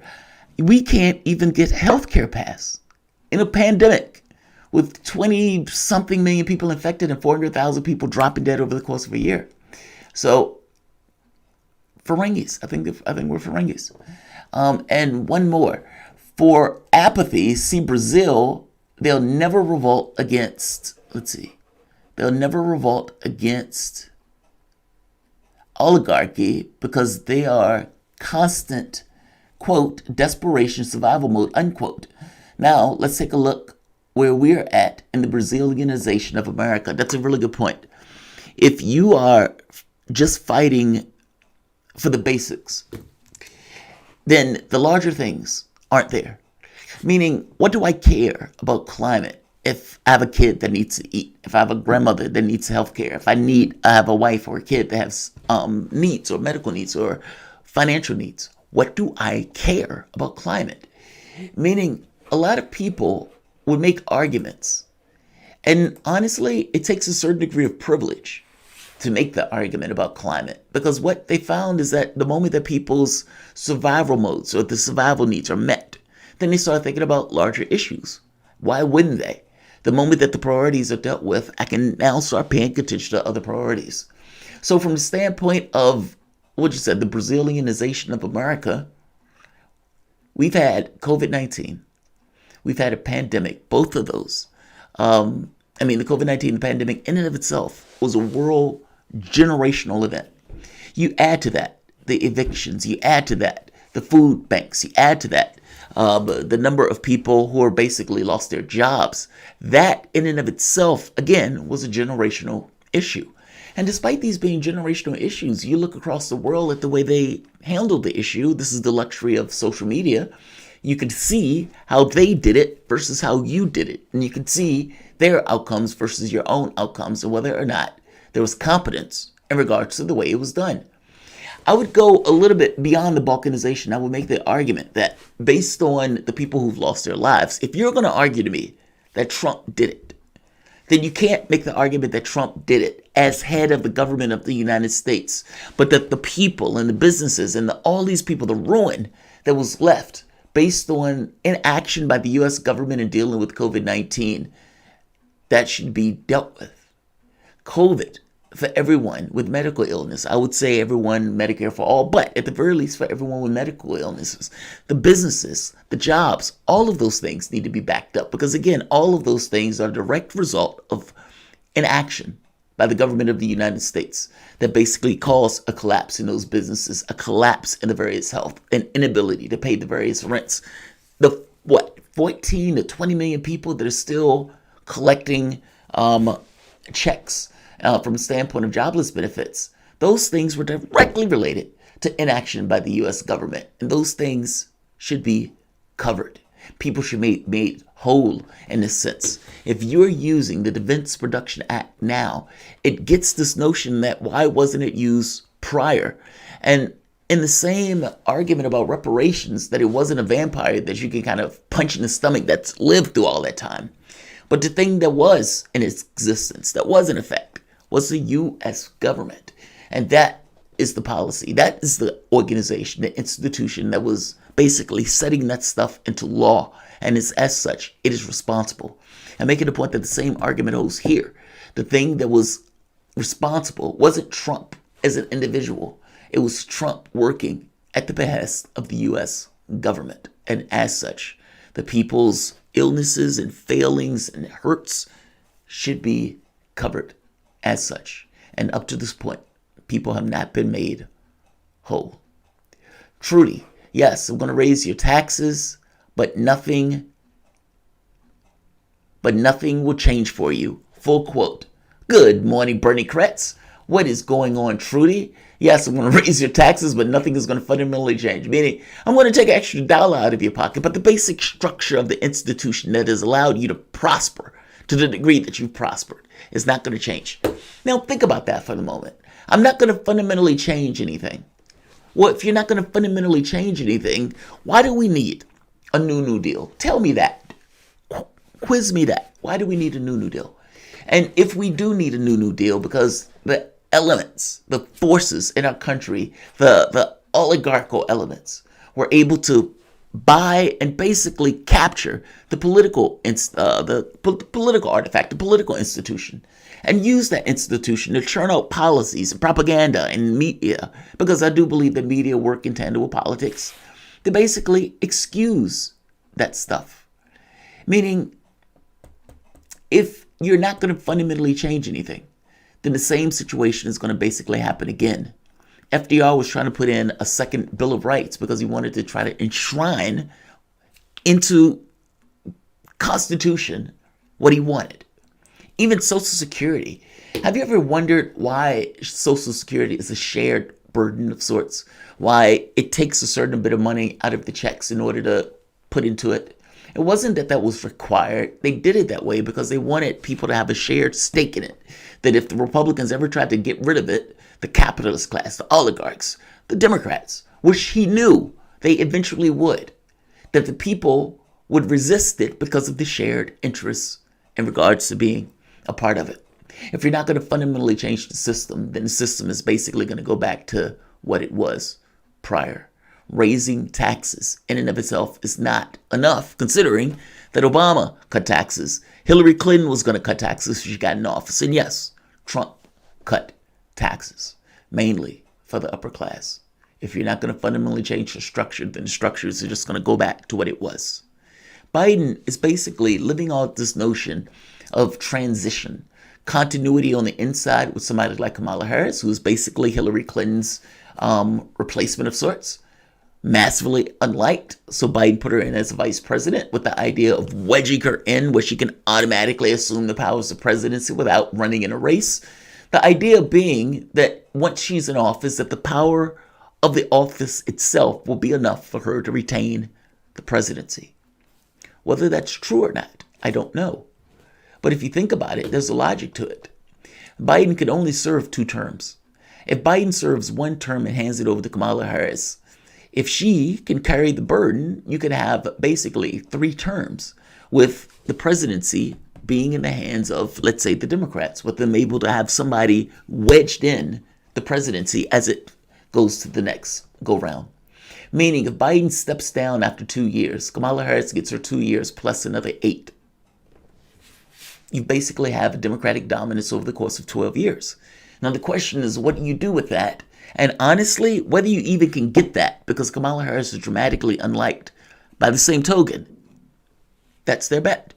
It's all probabilities. The only thing you're trying to do is to push your chances of winning. Also, while maintaining, or at the very least, not ceding ground to the public. Joe Biden has his constituency. He has his base. And that base are the Wall Street barons, the healthcare barons, and the other oligarchs in this country that is basically shoving all sorts of money into his pocket.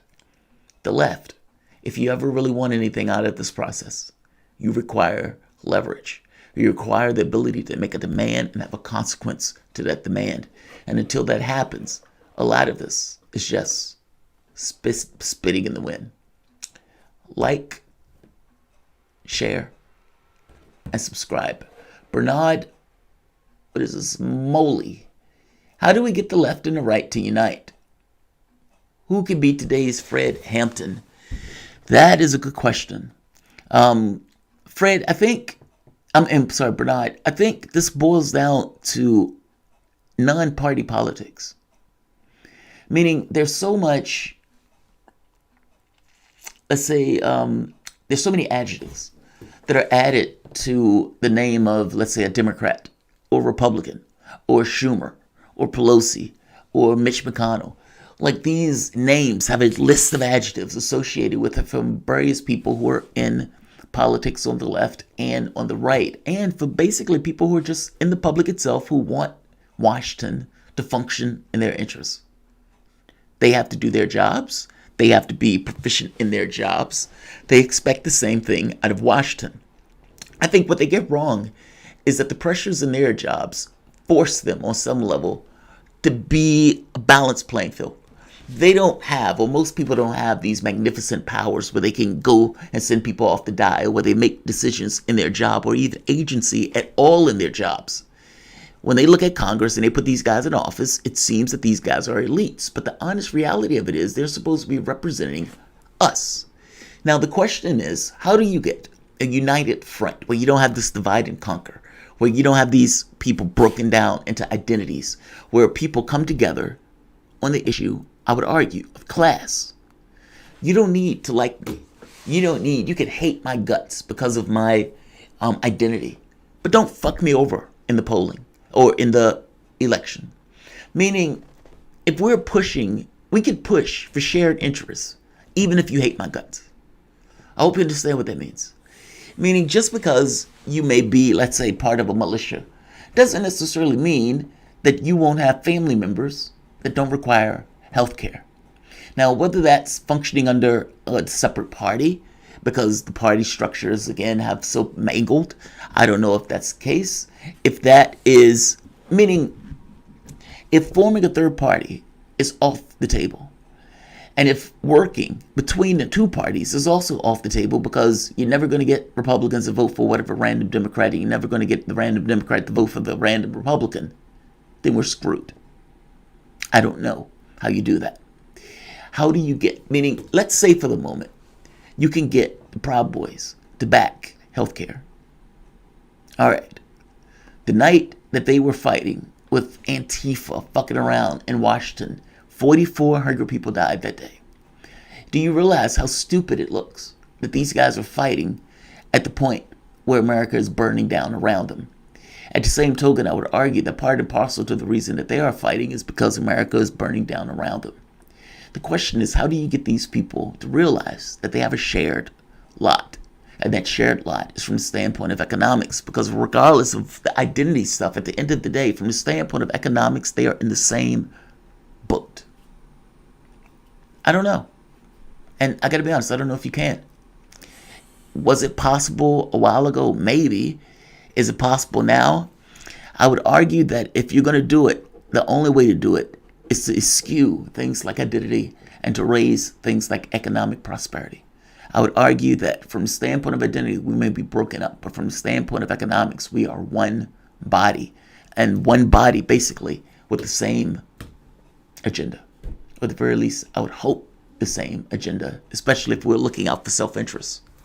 You must understand, in the same way that oligarchs can get into power, in the same way that oligarchs put all of this money into buying and capturing the political space, they are basically putting in money to get returns on their investment in politics. The left, public, should think in the same terms. If you're trying to get health care, if you're trying to get the elimination of student debt, those are worthy pursuits of trying to get the government and a petition of grievances to the political body that is there for the petition of grievances. If you believe you have $5 trillion in student debt, that number is only going up. If you're looking for a way to deal with the hard edges of the capitalistic system, you can have a huge infusion of cash at the very bottom by eliminating student debt. Joe Biden, incrementalist, just pushes it to September as opposed to getting rid of it. He has the power to do it. He's not going to use it. So if you were focusing just on issues, let's say spearhead 3 issues, healthcare, education, and $15 down minimum wage, what political body actuates that agenda? And that's the problem to the question, to me. It's not so much that you can't find people who would make, let's say, back a Medicare for all. The question becomes, what is the institution that is in power that affects that agenda in law? And I don't know who that is. I don't know a third-party option that has the bang for its buck. I don't know a political leader that would step out that would have bang for its buck. I don't know how a movement functions without organization. We saw that with Occupy Wall Street. So I would imagine there needs to be something else. And right now, I don't know what that something else is. That's grim. That's, cynical.